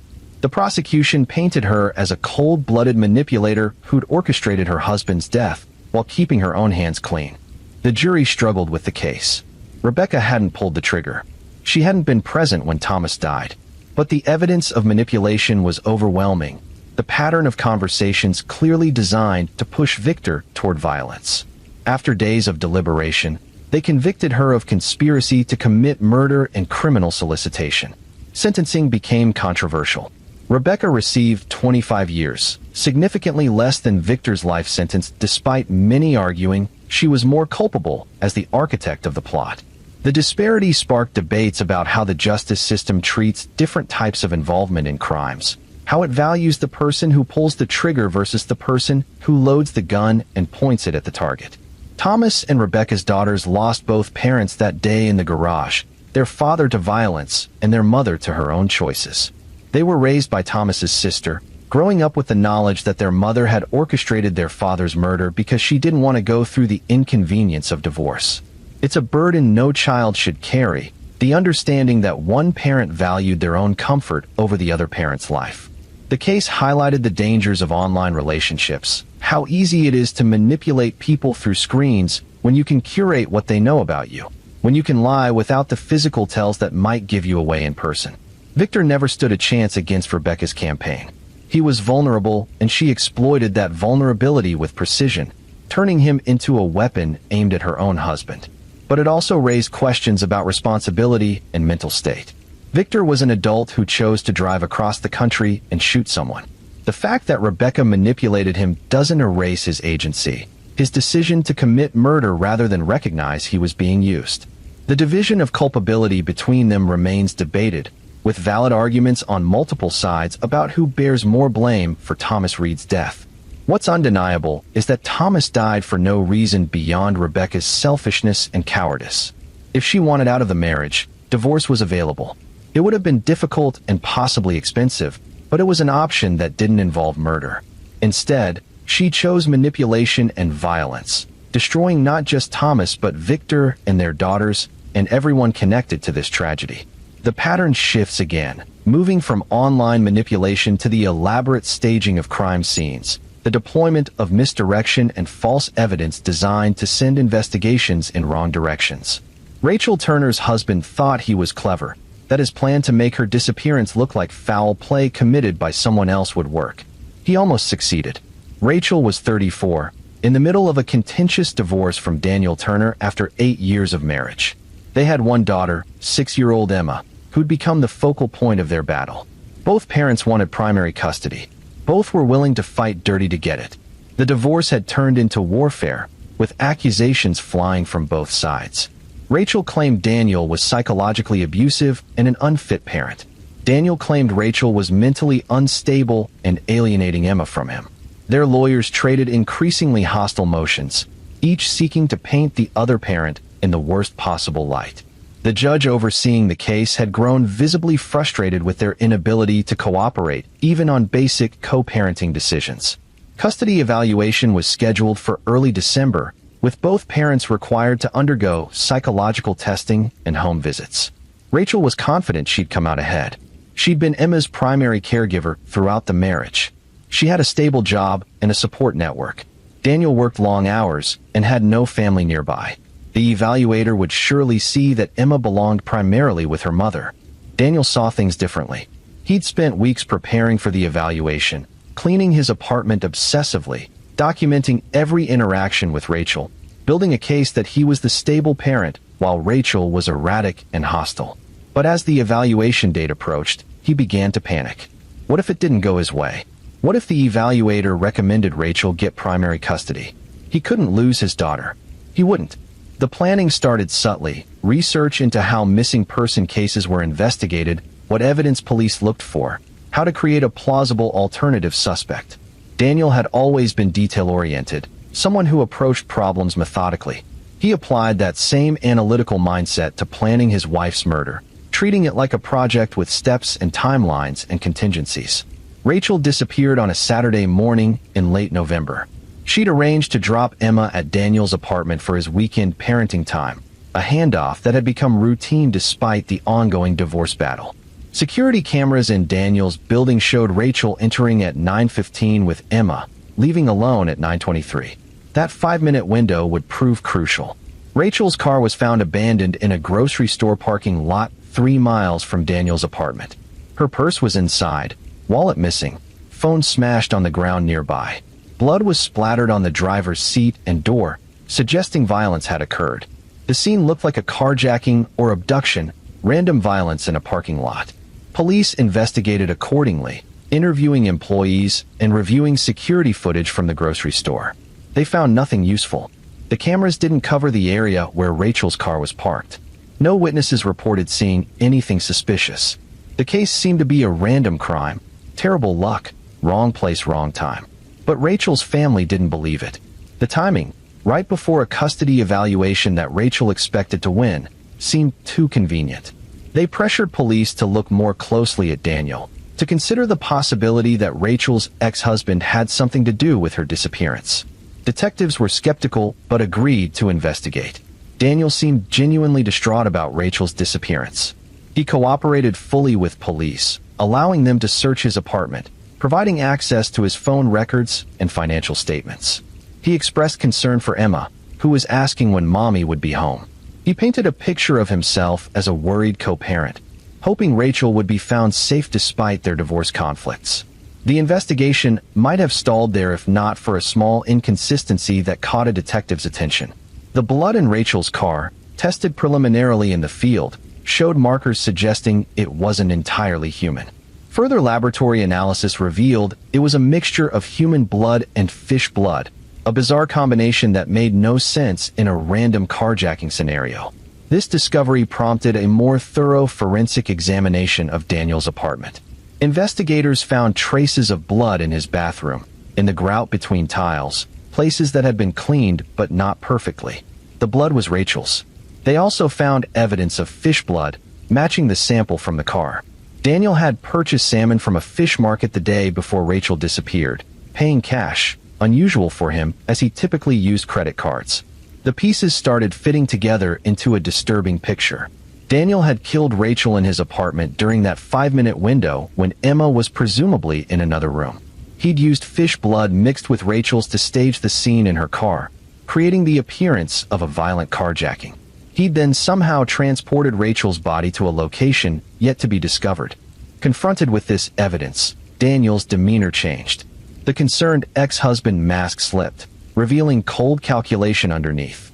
He lawyered up immediately, refusing to answer any more questions. But his silence couldn't erase the forensic evidence linking him to Rachel's blood and the staged crime scene. The search for Rachel's body became urgent. Police believed Daniel had disposed of her somewhere, but where? They examined his phone's GPS data, his credit card receipts, anything that might indicate where he'd gone after killing her. They found a purchase from a hardware store, bleach and cleaning supplies and plastic sheeting, bought at 6 a.m. the day after Rachel disappeared. The hardware store's security footage showed Daniel making the purchase, looking exhausted and jumpy, constantly glancing around like he expected to be caught. The items suggested he'd cleaned up the murder scene, but they didn't indicate where he'd put Rachel's body. Investigators expanded their search to areas Daniel had connections to, places he might know were isolated enough to hide a body. They found property owned by Daniel's deceased father 50 miles outside the city, a rural lot with an old barn that hadn't been used in years. Cadaver dogs alerted in the barn, leading investigators to disturbed earth in the corner. They found Rachel buried under 3 feet of dirt and debris, wrapped in plastic sheeting matching the type Daniel had purchased from the hardware store. The autopsy revealed she'd been strangled, consistent with Daniel's physical strength and the confined space of his apartment bathroom where the blood traces had been found. Daniel was arrested and charged with first-degree murder. The evidence against him was overwhelming. Rachel's blood in his apartment, the staged crime scene with fish blood, the purchase of supplies used to bury her body, and the body itself found on his family's property. His trial was almost perfunctory, the defense unable to create reasonable doubt against the mountain of forensic and circumstantial evidence. The jury convicted him quickly. At sentencing, Rachel's family gave impact statements that painted a picture of a vibrant woman, a devoted mother, someone whose only crime was trying to escape a marriage to a man who'd rather kill her than lose a custody battle. They spoke directly to Emma, who'd lost her mother and would grow up knowing her father was in prison for murder, trying to convey how much Rachel had loved her. Daniel received life in prison without possibility of parole. He maintained his innocence throughout, claiming he'd been framed, that someone else had killed Rachel and planted evidence to implicate him. No one believed him. The evidence was too clear, his motive too obvious, his attempts at misdirection too transparent. Emma was placed with Rachel's sister, growing up in a household that kept her mother's memory alive, while trying to shield her from the worst details of how she died. The psychological impact of having her father murder her mother during what should have been a routine custody exchange will follow Emma for life, shaping her understanding of relationships and trust in ways therapy can help with, but never fully heal. Daniel's case demonstrated the lengths some people will go to maintain control, how domestic disputes can escalate to homicide when someone sees losing a battle as unacceptable. The staging of the crime scene showed premeditation and a belief that he was smart enough to fool police, that his plan was clever enough to create reasonable doubt. But murder investigations have advanced significantly. Forensic science catches details that criminals think they've covered up. Digital traces reveal movements and purchases that create timelines of guilt. And ultimately, it's almost impossible to kill someone you have a relationship with and leave no evidence, because the connection between you creates countless opportunities for forensic links. Rachel's murder was solvable because Daniel couldn't anticipate every variable, couldn't clean every trace, couldn't account for fish blood being identifiable or GPS data being subpoenaed or cadaver dogs alerting on his family's property. His intelligence worked against him, creating an elaborate plan that was actually easier to unravel than a simpler crime might have been. The next case involves a different kind of challenge for investigators, a murder without a body, a situation where prosecutors had to prove someone was dead and convince a jury that a specific person killed them despite being unable to show where or how exactly the victim had died. It's one of the most difficult types of cases to prosecute, requiring circumstantial evidence so strong it overcomes the absence of the most fundamental proof that a crime occurred. Natalie Brooks was 28 years old, working the night shift as a nurse at a hospital in Lakeshore County. She was dedicated to her job, the kind of person who'd volunteered for the least desirable shifts because someone had to do them, and she didn't mind. Her colleagues described her as reliable, always showing up on time, never calling in sick unless absolutely necessary. She lived alone in a small apartment, kept to herself mostly, had a few close friends, but wasn't particularly social. She was saving money to go back to school, planning to become a nurse practitioner, working toward a future she'd never get to see. On a Thursday in March, Natalie finished her shift at 7 in the morning and left the hospital heading home. Colleagues saw her walk to her car in the employee parking lot, saw her drive away. Security footage confirmed she left the hospital grounds at 7:12. She should have been home by 7:30. She never arrived. Natalie's car was found that afternoon in a rest stop 30 miles from the hospital, parked in a corner spot away from the main building. The doors were unlocked. Her purse was on the passenger seat, wallet and phone still inside. There was no sign of a struggle, no blood, no evidence of what had happened to her. Police reviewed security footage from the rest stop. The cameras showed Natalie pulling in at 7:25, parking, and sitting in her car for several minutes. Then a white van pulled up beside her, blocking the camera's view of her driver's side door. When the van left 5 minutes later, Natalie's car was empty. She was gone. The investigation focused on identifying the white van. The footage wasn't clear enough to capture license plate details, but investigators could see it was a commercial vehicle, possibly a work van. They canvassed businesses in the area looking for vehicles matching that description, interviewing owners and checking alibis.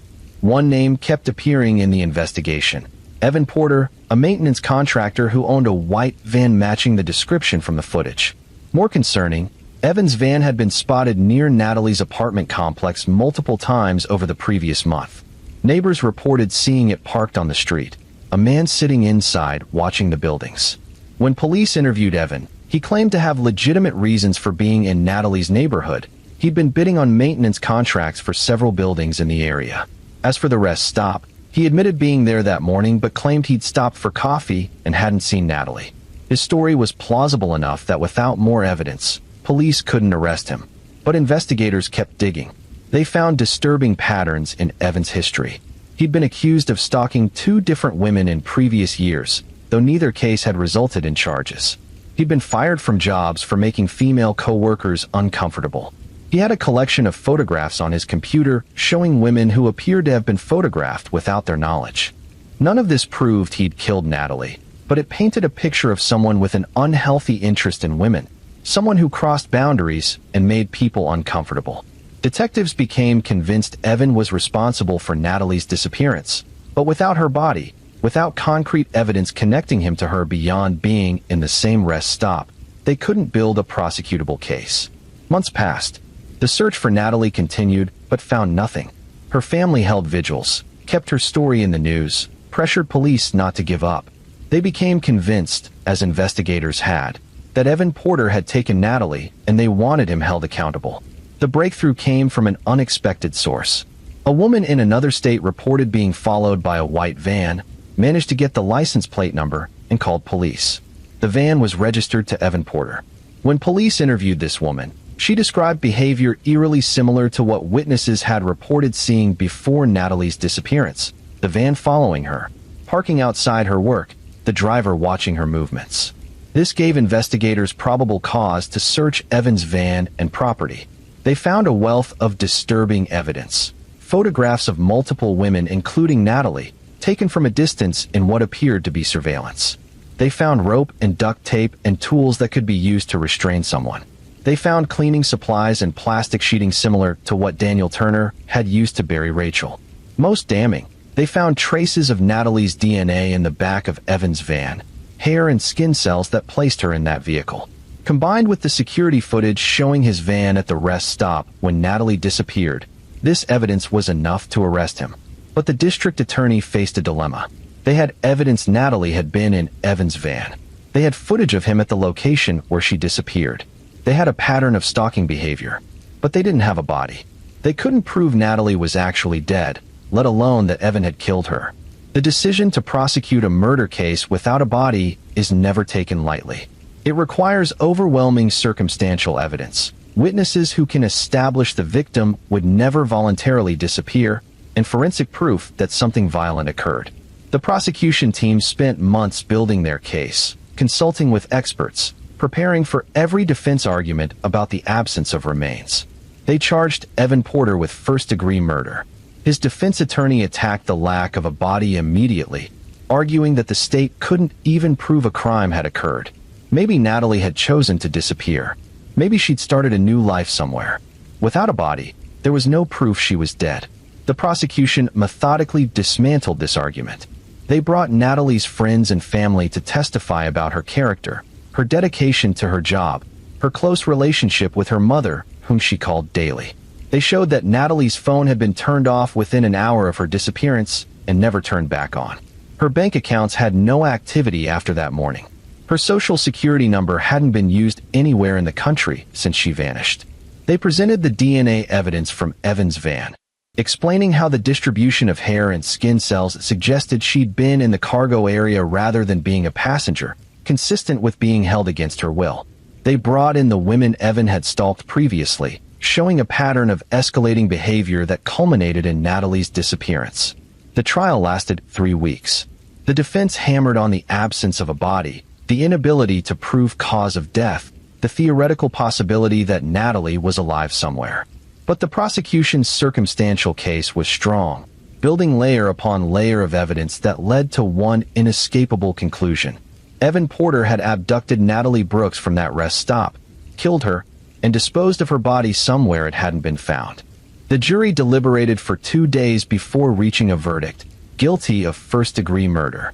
It was one of the first successful prosecutions in the state for murder without a body, setting legal precedent that would influence future cases. Evan was sentenced to life without parole. He never admitted what he did with Natalie's body.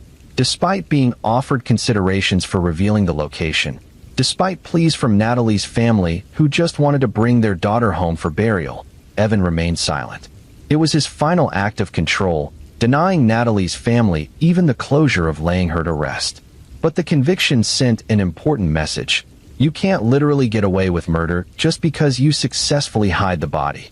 The justice system can and will hold killers accountable even when the most fundamental piece of evidence is missing. It's harder, it requires more work and more proof, but it's possible. Natalie's case also revealed a disturbing pattern.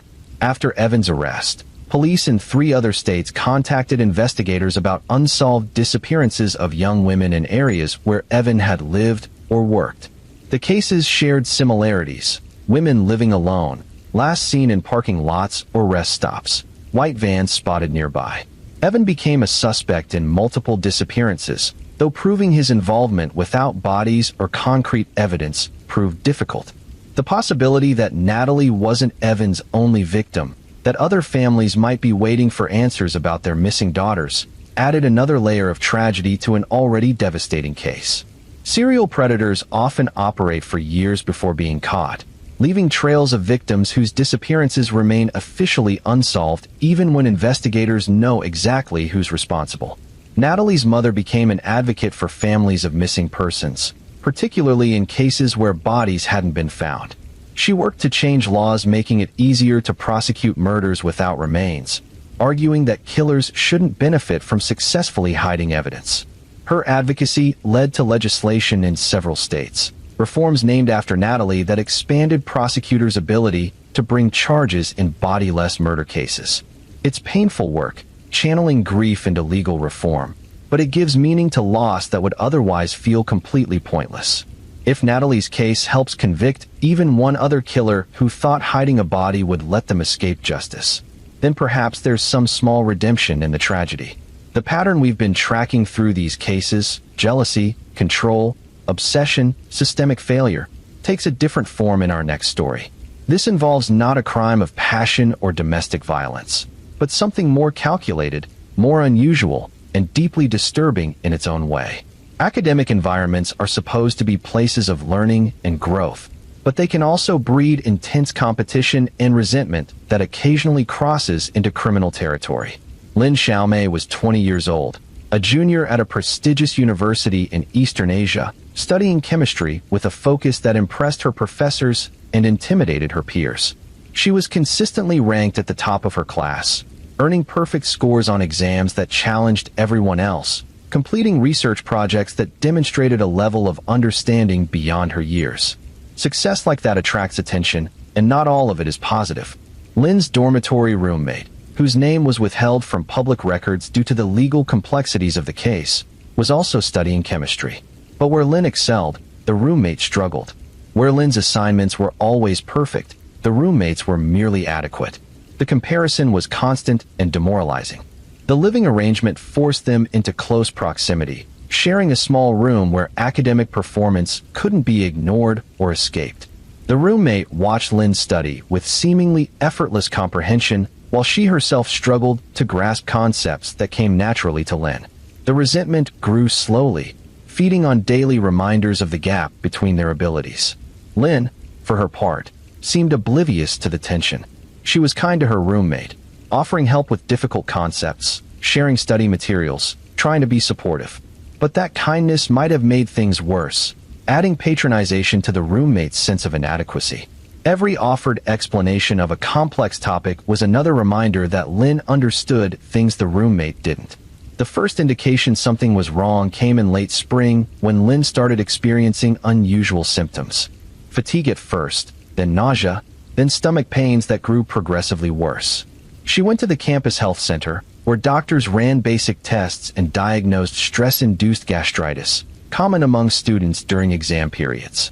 They prescribed medication and suggested she rest more. But the symptoms didn't improve. They worsened. Lynn started having episodes of severe abdominal pain that left her curled up in bed, unable to attend classes. Her hair began falling out in clumps. Her skin took on an unhealthy pallor. The campus health center referred her to a hospital for more comprehensive testing. Doctors were puzzled. Lynn's symptoms didn't fit any obvious diagnosis. They tested for common illnesses, rare diseases, anything that might explain her deteriorating condition. Blood work showed elevated levels of certain metals, but the numbers weren't conclusive enough to point to a specific cause. Meanwhile, Lynn's academic performance was suffering. She'd missed too many classes, fallen behind on assignments, couldn't concentrate through the pain and fatigue. For someone who'd always been at the top of her class, this decline was emotionally devastating on top of the physical suffering. Her roommate, interestingly, showed what seemed like genuine concern.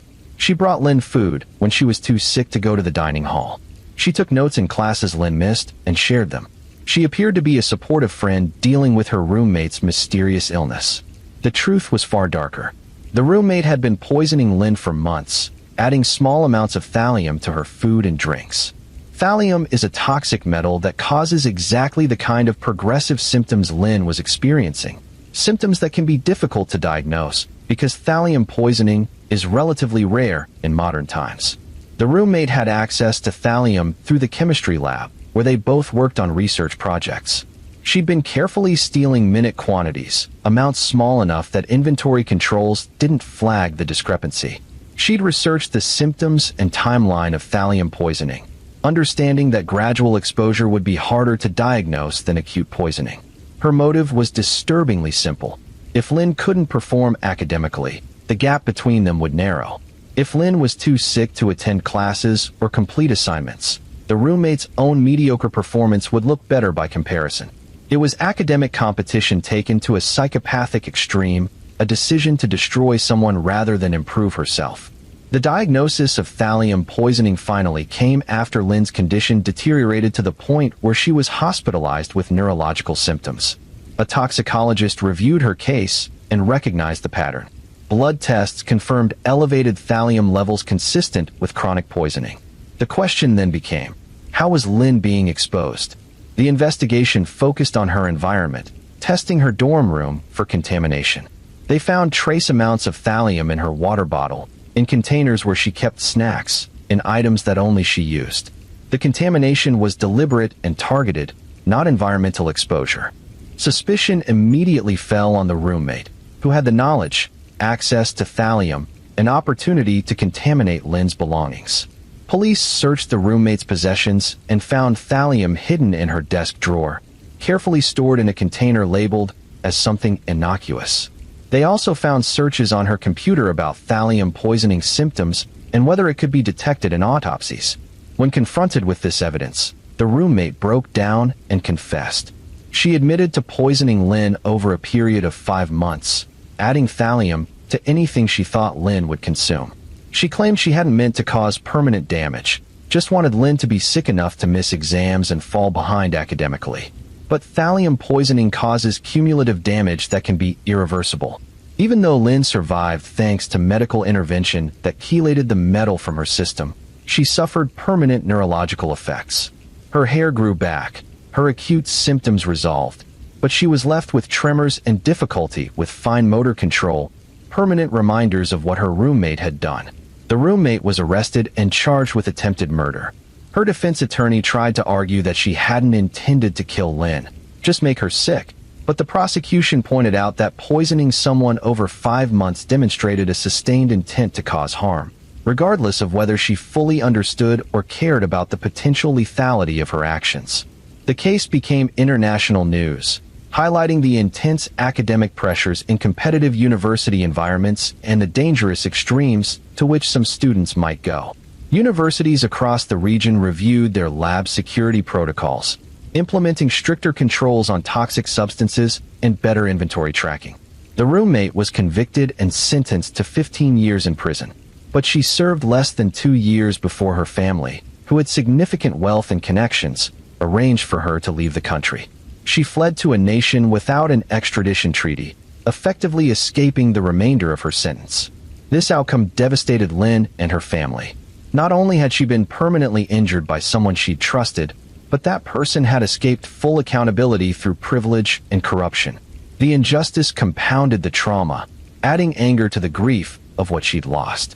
Lynn attempted to continue her studies, but found that her neurological damage made the precision work required in chemistry too difficult. She changed majors, graduated eventually in a different field, and now works in science education rather than research. She's carved out a meaningful life despite what happened, but it's not the life she'd planned, not the future her abilities should have led to. The case represents a particular kind of violence, calculated and cold, motivated not by passion or loss of control, but by jealousy and competition taken to criminal extremes. The roommate made a choice every single day for 5 months to poison Lynn, had countless opportunities to stop, to recognize the horror of what she was doing, and chose instead to continue. That sustained intentionality makes it harder to process than crimes of passion. We can understand, even if we don't excuse, someone acting violently in a moment of rage or fear. But poisoning someone gradually over months requires a level of deliberate malice that feels almost incomprehensible. If you've made it this far through these stories, you might be feeling overwhelmed. The accumulation of tragedy, the repetition of patterns where warning signs were ignored and violence was preventable, can be emotionally exhausting. But staying engaged with these difficult stories is important. Looking away doesn't make the violence stop. It just means we're not learning from it. So if you're still with me, take a moment now to like this video and subscribe to the channel. Leave a comment telling me which case affected you most deeply, or share your thoughts on how we might better protect potential victims. Your engagement helps these stories reach more people, and awareness is the first step toward change. Our final case takes us back to domestic violence, but with a twist that demonstrates how people can hide entire lives from those closest to them, how the person sleeping next to you might be someone you don't know at all. Claire Whitman seemed like an ordinary suburban mother, living in a mountain state, raising her 2 children, existing in the comfortable routine of middle-class American life. She was 42 when she disappeared, last seen dropping her kids at school on a Tuesday morning. She waved goodbye, told them she'd see them that afternoon, and drove away. When 3 o'clock came and Claire didn't show up for pickup, the school called her emergency contacts. No one had heard from her. Her car was found abandoned at a trailhead 15 miles from town. The investigation into Claire's disappearance initially focused on the obvious suspects: her husband, her friends, anyone who might have had reason to harm her. But what they discovered was that Claire had been living a double life so completely that even her family hadn't suspected. Claire had a secret source of income that she'd been hiding for over 3 years. She'd been working as an escort, advertising online, meeting clients at hotels in neighboring cities. She'd kept this completely separate from her family life, using a burner phone, creating a fake name and persona, carefully compartmentalizing the 2 worlds. The money she earned went into a secret bank account. She wasn't doing it out of financial necessity. Her husband made a decent living and they weren't struggling. The motivation seemed to be something else, perhaps a desire for independence, for a life outside the confines of suburban motherhood, for excitement or validation that her regular life didn't provide. But working as an escort carried obvious risks, particularly when meeting strangers in isolated locations. Claire had been careful, vetting clients, insisting on meeting in public first, trusting her instincts about who felt dangerous. But eventually, She met someone whose danger wasn't apparent until it was too late. Investigators discovered Claire's secret life through her computer, finding the escort ads and email communications with clients. They reached out to men she'd been in contact with, interviewing each one, trying to determine who'd seen her last. Most cooperated, providing alibis and information. But one name kept appearing in Claire's communications without a corresponding person they could locate. The man used the name Michael in his emails, but it was clearly fake. He'd paid in cash, used a burner phone, taken precautions to remain anonymous. He'd met Claire 3 times over the previous month, and they'd scheduled a meeting for the Tuesday morning she disappeared. Investigators worked to trace Michael through whatever digital breadcrumbs he'd left. They found that he'd used public Wi-Fi networks for his email communications, making tracking difficult but not impossible. They identified several locations he'd accessed the internet from, building a geographic profile. That profile led them to Kenneth Marsh, a man with a violent criminal history who'd been released from prison 2 years earlier after serving time for assault. Kenneth had been living in a rooming house near several of the Wi-Fi locations Michael had used. When police showed Kenneth photos of Claire, he claimed not to recognize her. But his story fell apart quickly. His DNA was found in Claire's car, which he couldn't explain. His credit card showed charges at a gas station near the trailhead where Claire's car was found, on the morning she disappeared. And when police searched his room, they found Claire's jewelry hidden in his closet. Confronted with this evidence, Kenneth admitted to meeting Claire, but claimed she'd left alive after their encounter. He said he didn't know what happened to her after that, but the forensic evidence told a different story. Luminol testing in Kenneth's vehicle revealed blood evidence that had been cleaned but not completely removed. The blood was Claire's.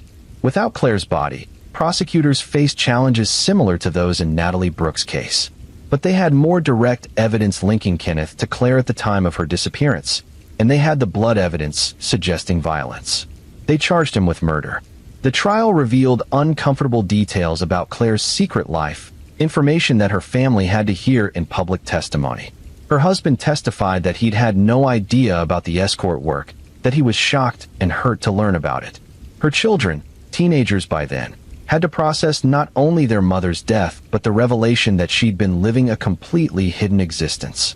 The defense tried to argue that Claire's lifestyle put her in contact with dangerous people, that someone other than Kenneth could have killed her. They tried to create reasonable doubt by emphasizing the absence of a body and the possibility that Claire had simply run away to escape her double life. But the prosecution methodically built their case. Kenneth had a history of violence against women. He'd lied about knowing Claire. His DNA and credit card placed him at key locations. Her blood was in his car. The circumstantial evidence was overwhelming. The jury convicted Kenneth Marsh of second-degree murder, finding that while the killing was intentional, it hadn't been premeditated. He was sentenced to 40 years in prison. Claire's body was never found. Kenneth has never revealed what he did with her, maintaining that she left alive, and he doesn't know what happened after that. It's a lie everyone knows is a lie. But without cooperation from him, Claire's family has been denied even the closure of laying her to rest. The case left her children in a particularly difficult position. They'd lost their mother to violence, but they'd also lost the version of their mother they'd thought they knew. The revelation of her secret life complicated their grief, adding confusion and anger to the sadness of her death. Her husband struggled similarly, trying to reconcile 15 years of marriage with the discovery that Claire had been keeping massive secrets. He blamed himself for not noticing, for not being whatever it was Claire needed that drove her to seek something outside their marriage.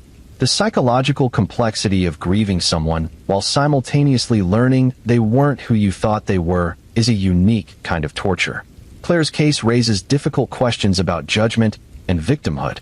Some people responded to news of her double life by suggesting she'd put herself in danger, that her choices had led to her death. But this victim blaming ignores the fundamental fact that Kenneth Marsh chose to kill her.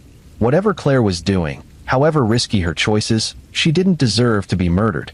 The tendency to judge victims, to look for ways they contributed to their own victimization, is a pernicious form of victim blaming that happens particularly often in cases involving sex work or perceived moral transgressions.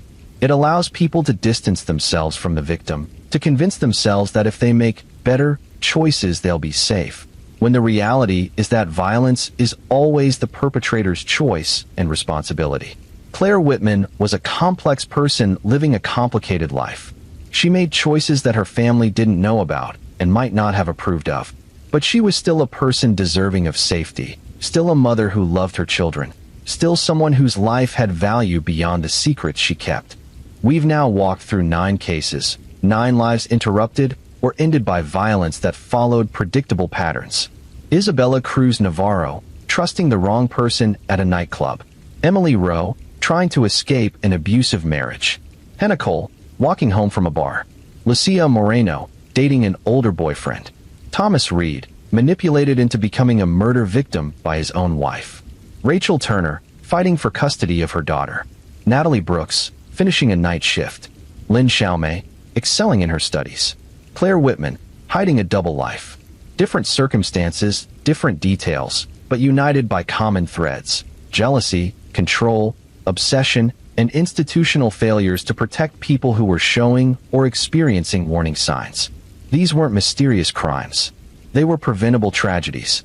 The final minutes of this documentary need to address what we do with this information, how we move from witnessing these stories to learning from them, how we transform the anger and sadness they provoke into something productive.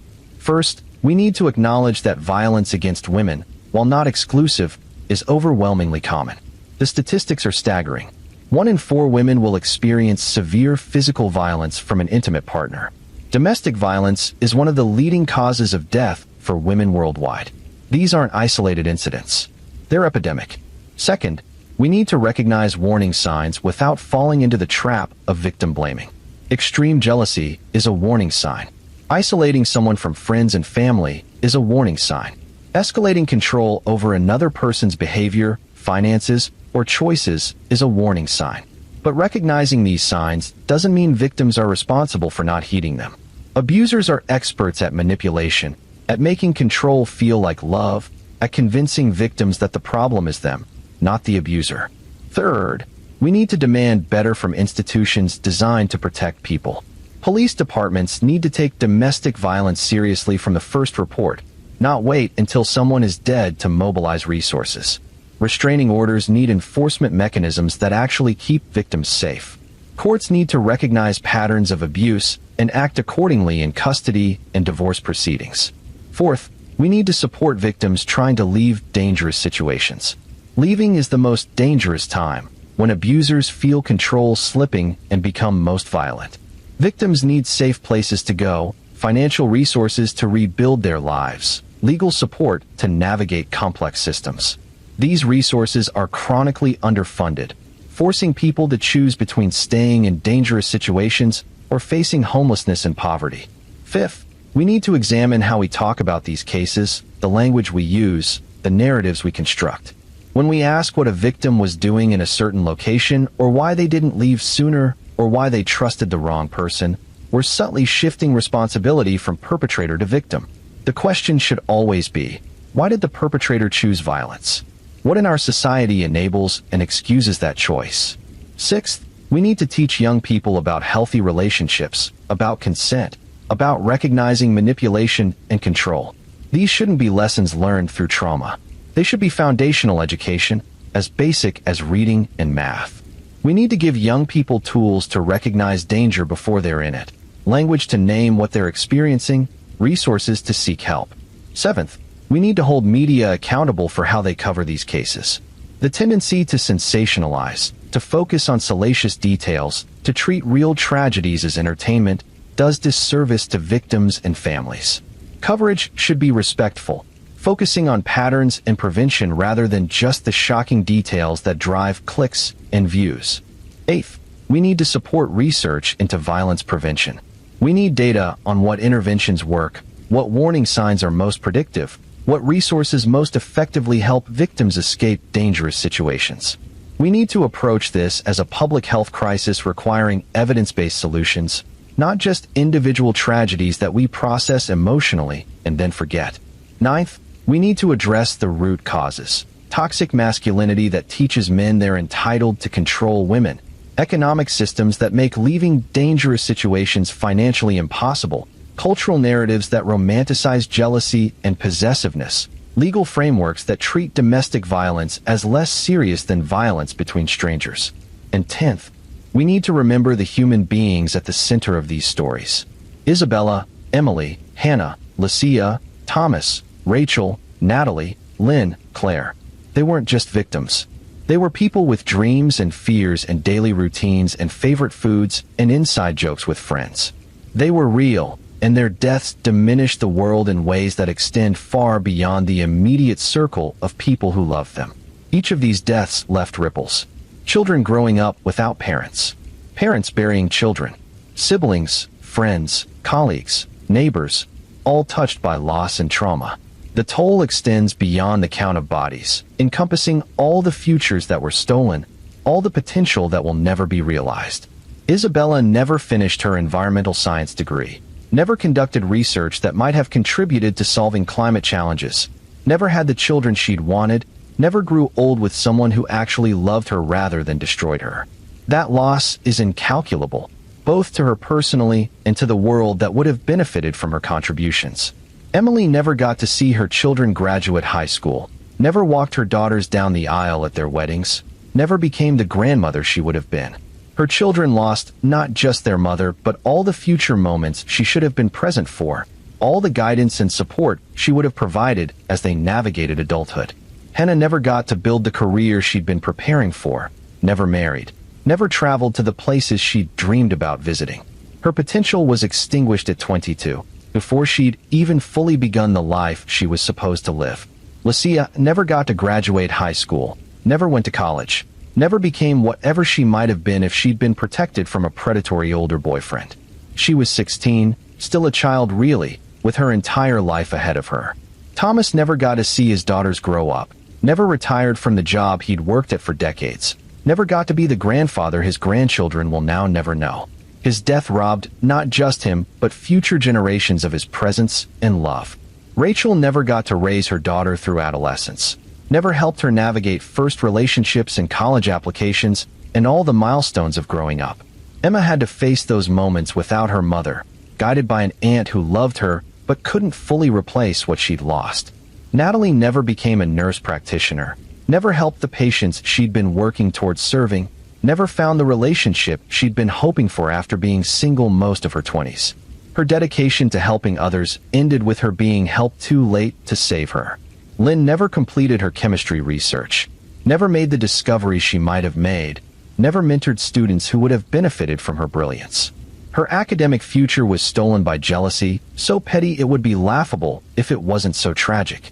Claire never got to see her children become adults, never explained her choices to them when they were old enough to possibly understand, never resolved the contradiction between her suburban mother identity and her secret life. Her story ended with mysteries that will haunt her family forever.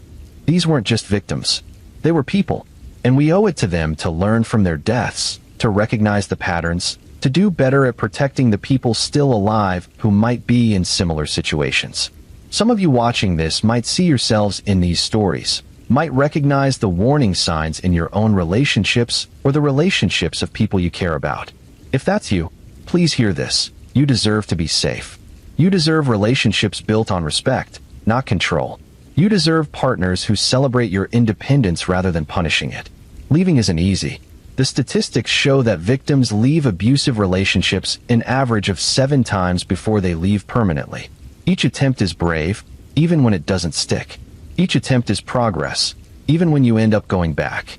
The fact that leaving is hard doesn't mean you're weak or complicit in your own abuse. It means the systems that should support you are inadequate, and the person hurting you is skilled at manipulation. If you're in danger, reach out to domestic violence organizations in your area. They can help you create safety plans, connect you with resources, provide support as you navigate leaving. You don't have to have a plan to reach out. You don't have to be ready to leave immediately. Just making contact, just hearing that you deserve better, can be the first step. If you know someone in an abusive relationship, your role is to believe them, to support them without judgment, to be there when they're ready to leave even if that takes multiple attempts. Don't give ultimatums. Don't criticize them for staying. Don't make them feel like they have to justify their choices. Just be consistent, be available, be supportive. For those of you who don't see yourselves in these stories, who aren't in danger and don't know anyone who is, your role is to demand better from institutions and to challenge cultural narratives that enable violence. Vote for politicians who support domestic violence services funding. Push back when you hear people make excuses for controlling behavior or blame victims for not leaving. Support organizations doing prevention work and helping survivors rebuild their lives. We all have roles to play in changing the culture that allows violence like this to continue. It's not enough to condemn individual perpetrators while ignoring the systems and attitudes that enable them. We need comprehensive change, from education to policy to cultural norms to legal frameworks. The 9 cases we've examined today are just 9 among thousands, hundreds of thousands, millions when you expand the view globally. Each one is a tragedy. Each one matters. And each one teaches lessons we need to learn if we're going to prevent the next one. Before we close, take a moment to engage with this video. Like it, subscribe to the channel, leave a comment about what resonated with you or what changes you think would make a difference. Your engagement helps these stories reach more people, and awareness is crucial to creating change. These weren't mysteries. They were signals, warnings, preventable tragedies that happened because people with power to intervene either didn't or couldn't or wouldn't. We can do better. We have to do better. The alternative is continuing to count bodies and wondering why nothing ever changes. The families of these victims have shown incredible courage in allowing their stories to be told, in hoping that public awareness might prevent other families from experiencing similar losses. They've transformed their private grief into public advocacy, spending years fighting for justice and policy changes. Isabella's mother established that scholarship fund and speaks at universities about the warning signs she wishes she'd recognized sooner. Emily's oldest daughter volunteers at domestic violence shelters, channeling her trauma into helping other women escape situations like her mother's. Henna's family pushed for police reforms that have changed how missing person cases are handled in their jurisdiction. Rachel's sister raises Emma while advocating for better protection of victims involved in contentious divorces. Natalie's mother worked to change laws around prosecuting murders without bodies. Lynn continues to speak about the competitive pressures that can drive students to unethical and criminal acts. Claire's family has had to navigate their advocacy carefully, honoring her memory while acknowledging the complexity of her choices. These families could have retreated into private grief, could have avoided the public scrutiny that comes with keeping these cases in the news. But they chose instead to speak out, to push for changes, to ensure that their loved ones' deaths might prevent future deaths. That courage deserves recognition and support. As we conclude, let's revisit the central question posed at the beginning. How many of these tragedies could have been prevented? The honest answer is, probably all of them. If Isabella's friends had been more insistent about not letting her leave with a stranger. If Emily's restraining order had been enforced with electronic monitoring. If Hannah's case had been taken seriously from day one with proper search protocols. If Lucia's parents had been able to legally intervene in her relationship with an adult man. If Thomas's friends had recognized the signs of Rebecca's manipulation. If Rachel had had access to better protection during her divorce. If Natalie had been warned about Evan Porter before he could target her. If Lynn's roommate had received mental health support for her competitive anxiety. If Claire had felt able to be honest about her needs rather than living a secret life. These aren't fantasy scenarios. These are reasonable interventions that, in a better system with better awareness and better resources, might have happened. The fact that they didn't represents failures at individual, institutional, and societal levels.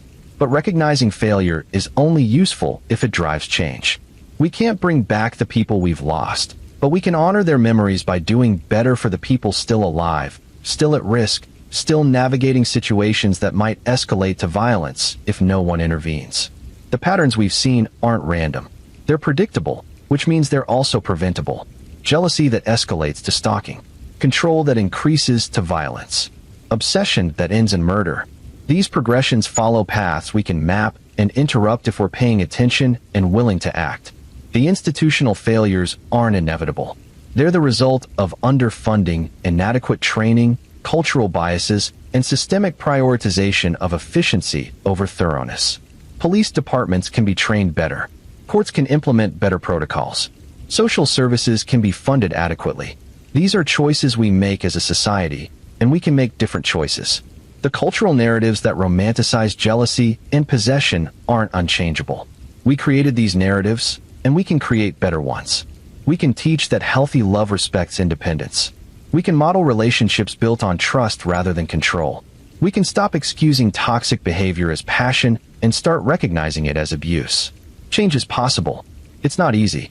It requires sustained effort and resources and political will. It requires believing that women's lives matter enough to invest in their safety.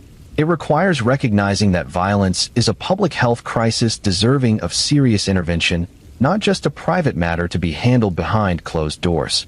Some people hearing these stories will feel overwhelmed, will wonder what difference one person can make against such massive problems. But change happens through accumulation of individual actions. One person speaking up about warning signs. One person donating to a domestic violence shelter. One person voting for politicians who support survivors. One person teaching their children about healthy relationships. One person refusing to excuse controlling behavior as romantic. These individual actions aggregate into cultural shifts, into policy changes, into lives saved. You don't have to solve the entire problem yourself. You just have to do your part, whatever that looks like in your specific context and capacity. For some, that means direct service work, volunteering at shelters or hotlines, providing immediate help to people in crisis. For others, it means advocacy work, pushing for legislative changes, demanding better from institutions, keeping pressure on systems to improve. For others, it means education work, teaching young people, challenging narratives, creating awareness in your communities. All of these roles matter. All of these contributions make a difference. The key is not to let the scale of the problem paralyze you into inaction. Start somewhere. Do something. Be part of the solution rather than passively accepting the problem. As we prepare to close this documentary, let's spend a moment in silence thinking about the people we've discussed today. Not just as victims, not just as case studies, but as human beings who deserved better than the violence they experienced. Think about Isabella's smile in those last photos before she met Marco. The joy of being young and free and full of possibility. Think about Emily trying desperately to protect her children while navigating an impossible situation. Think about Hannah walking home from a night out with friends, doing something millions of people do safely, but that for her ended in tragedy. Think about Lucia at 16, still figuring out who she was, trusting someone who exploited rather than valued that trust. Think about Thomas working on his car in his own garage, completely unaware that his wife had orchestrated his murder. Think about Rachel fighting for her daughter, trying to escape a marriage that had become warfare. Think about Natalie finishing her shift as a nurse, probably tired, looking forward to going home and sleeping, never suspecting she was being watched by someone planning to take her. Think about Lynn excelling in her studies, probably dreaming about her research career, not realizing her roommate was poisoning her out of jealousy. Think about Claire living her complicated double life, whatever motivated those choices, trying to balance multiple identities, meeting the wrong person on the wrong day. These were real people with complex inner lives, with hopes and fears and daily routines. Their deaths diminished the world in concrete, measurable ways that extend far beyond the immediate circle of people who loved them. And think about the people who killed them. Marco, Lena, and Rosa in that apartment letting jealousy turn into group violence. Daniel Rose strangling his wife because she dared to leave. Trevor Morrison attacking a woman walking home. Diego Salvat, still at large, having stolen a teenage girl's life. Rebecca Reed manipulating a lonely man into becoming a murderer. Daniel Turner staging an elaborate crime scene to hide his wife's murder. Evan Porter stalking and killing multiple women. Lynn's roommate poisoning her competitor. Kenneth Marsh killing an escort and hiding her body. These weren't monsters from horror movies. They were ordinary people who made choices, who had opportunities to stop and chose to continue, who prioritized their own desires and emotions over other people's lives. Understanding that ordinariness is important because it means the danger isn't always obvious. The person who will kill you might seem nice at first. The relationship that will become abusive might start out feeling like love. That's not meant to create paranoia or fear. It's meant to create awareness, to help you recognize the warning signs before you're too invested to see them clearly. Extreme jealousy isn't romantic. Isolation isn't protection. Control isn't care. These are red flags. and recognizing them early can save your life. If this documentary has affected you, if you're feeling overwhelmed by the accumulation of tragedy, that's normal. These are difficult stories. They're supposed to be difficult. The alternative is becoming numb to violence, treating these deaths as statistics rather than human losses. Stay engaged. Stay angry. Channel those feelings into action rather than letting them foster into despair. The world needs people who care enough to be disturbed by violence, who refuse to accept it as inevitable, who believe we can and must do better. Remember that while these 9 cases ended in tragedy, countless others don't. People leave abusive relationships successfully every day. Potential victims escape dangerous situations because they or someone around them recognized warning signs. Investigations are handled competently, leading to justice. Systems work as they're supposed to, protecting people who need protection. The negative cases get more attention because tragedy is more compelling than near misses and successful interventions. But the successes happen constantly. They just don't make headlines. For every Emily Rowe who died despite getting a restraining order, there are women whose restraining orders did protect them, who rebuilt their lives safely because systems worked. For every Hannah Cole whose case was mishandled, there are missing persons found quickly because investigators followed proper protocols. For every Lucia Moreno whose warnings were dismissed, there are teenagers protected from predatory relationships by adults who intervened effectively. The point isn't to minimize the failures we've examined or to suggest everything is fine. The point is to maintain hope that change is possible, that we're not fighting an unwinnable battle. We can prevent violence. We can protect people. We can do better. The evidence is all around us in the cases that don't end in tragedy, in the lives saved by intervention, in the people who leave dangerous situations and go on to live full, safe lives. You might be one of those people. You might be someone who left and is now safe. You might be someone who recognized danger and got out before it escalated. You might be someone who helped a friend escape, who spoke up about warning signs, who made a difference in someone else's story. If that's you, know that your courage matters, that your actions rippled outward in ways you might never fully know, that you've contributed to making the world a little safer. As we close this documentary, let's acknowledge that some questions remain unanswered. Diego Salvat still hasn't been found, and Lucia's fate remains officially unknown. Evan Porter never revealed where he put Natalie's body, denying her family closure. Kenneth Marsh maintains his lie about Claire, leaving her family without even the ability to bury her remains. These unresolved elements are frustrating. We want neat endings, clear answers, justice that feels complete. But real life often doesn't provide that. Sometimes the bad guys get away. Sometimes families never get answers. Sometimes justice is partial or delayed or denied entirely. That frustration should fuel continued advocacy rather than resignation. Diego Salvat is still out there, possibly still dangerous. The investigation continues, and he may yet be found. Evan Porter may eventually reveal what he did with Natalie's body, particularly if doing so offers him some benefit or eases his conscience. Kenneth Marsh may someday tell the truth about Claire's final resting place. Stranger things have happened. Cold cases are solved decades later. Fugitives are found after years on the run. Killers confess to bringing peace to families. Hope persists even in the face of long odds. Because what's the alternative? Giving up means accepting that some people will never get justice, never get answers, never get closure. That acceptance feels like betrayal of the victims and their families. So we keep pushing. We keep investigating. We keep demanding better from systems designed to protect people. We keep raising awareness about warning signs and patterns.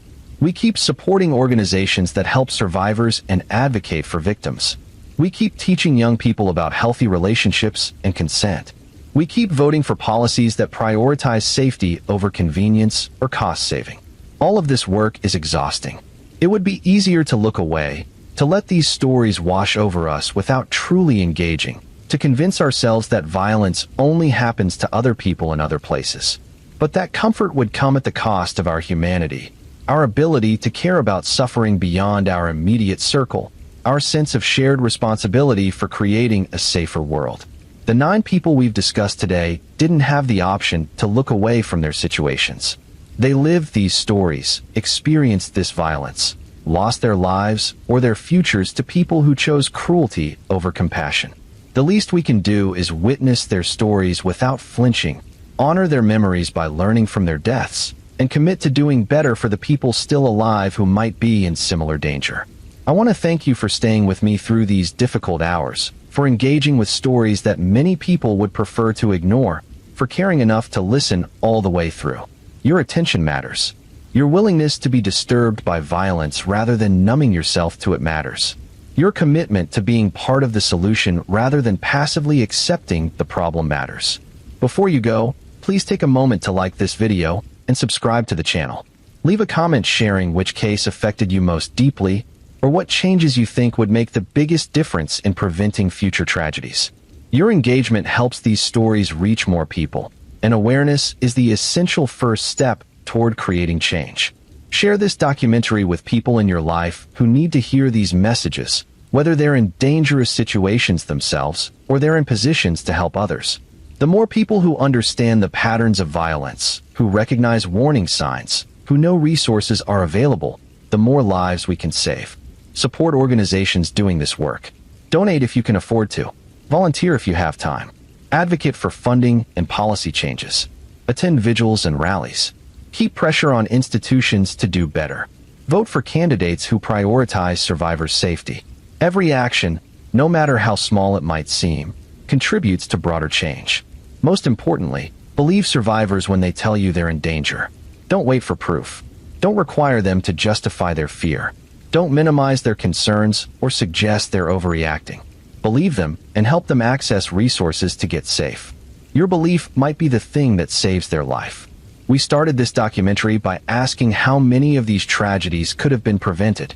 We've examined 9 cases where warning signs were present, where interventions might have made a difference, where systems failed at critical moments. The answer remains, probably all of them. These weren't mysterious acts of random violence.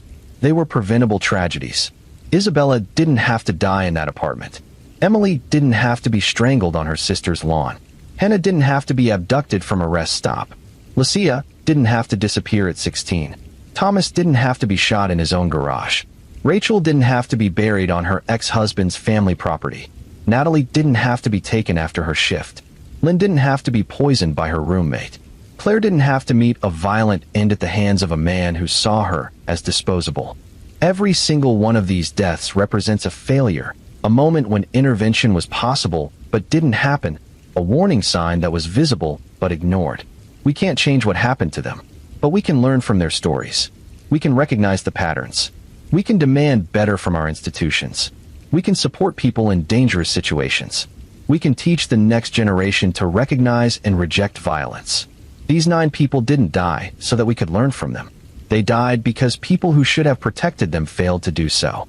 But now that they're gone, the least we can do is ensure their deaths weren't completely meaningless, that their stories contribute to preventing future tragedies, that their names are remembered not just as victims, but as catalysts for change. Isabella Cruz Navarro, Emily Rowe, Hannah Cole, Lucia Moreno, Thomas Reed, Rachel Turner, Natalie Brooks, Lynn Chalmé, Claire Whitman. Say their names. Remember their stories. Learn from their deaths. Do better for the people still alive. These weren't mysteries. They were signals, warnings written in blood that we ignored until it was too late. The question now is whether we'll keep ignoring the warnings, or whether we'll finally start listening, finally start acting, finally start creating the world where these tragedies don't happen, because we're protecting people before violence occurs rather than mourning them after. The choice is ours. The responsibility is ours. The future is ours to shape. Let's make it one where stories like these become historical relics rather than ongoing patterns, where violence is treated as the public health crisis it is, where every person has access to safety and support, where warning signs are heeded rather than dismissed. That's the world these 9 people deserve to live in. It's the world their families deserve to keep them in. It's the world we owe to everyone still at risk, still in danger, still hoping that someone will notice and help before it's too late. Thank you for watching. Thank you for caring. Thank you for being willing to engage with difficult truths rather than comfortable lies. Now go out and do something with what you've learned. Make a difference in whatever way you can. Be part of the solution. Change the world, one intervention at a time, one supported survivor at a time, one prevented tragedy at a time. The work continues. The fight continues. The hope continues. And as long as people like you are willing to stay engaged, to keep caring, to keep pushing for change, there's reason to believe we can do better. We must do better. The alternative is unacceptable. Remember, these weren't mysteries. They were preventable. And the next tragedy, the one that hasn't happened yet, the one that's building momentum somewhere right now with someone missing warning signs or ignoring red flags or hoping things will get better on their own, that one is still preventable too. If you're that person, if you're in danger or know someone who is, please reach out.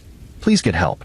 Please don't become another story in another documentary about preventable violence. You deserve better. You deserve safety. You deserve life. And to everyone else, stay vigilant. Stay compassionate. Stay committed to creating change.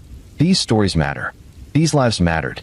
And what we do next, how we respond to these tragedies, whether we learn and grow and improve, or whether we forget and repeat the same patterns, that will determine whether we're honoring their memories or betraying them. Choose honor. Choose action. Choose change. Until next time, stay safe, stay aware, and stay committed to making the world a place where documentaries like this one become unnecessary, because we've finally learned to protect people before they need to be mourned. This has been Mr. Midnight True Crime Stories. Thank you for watching.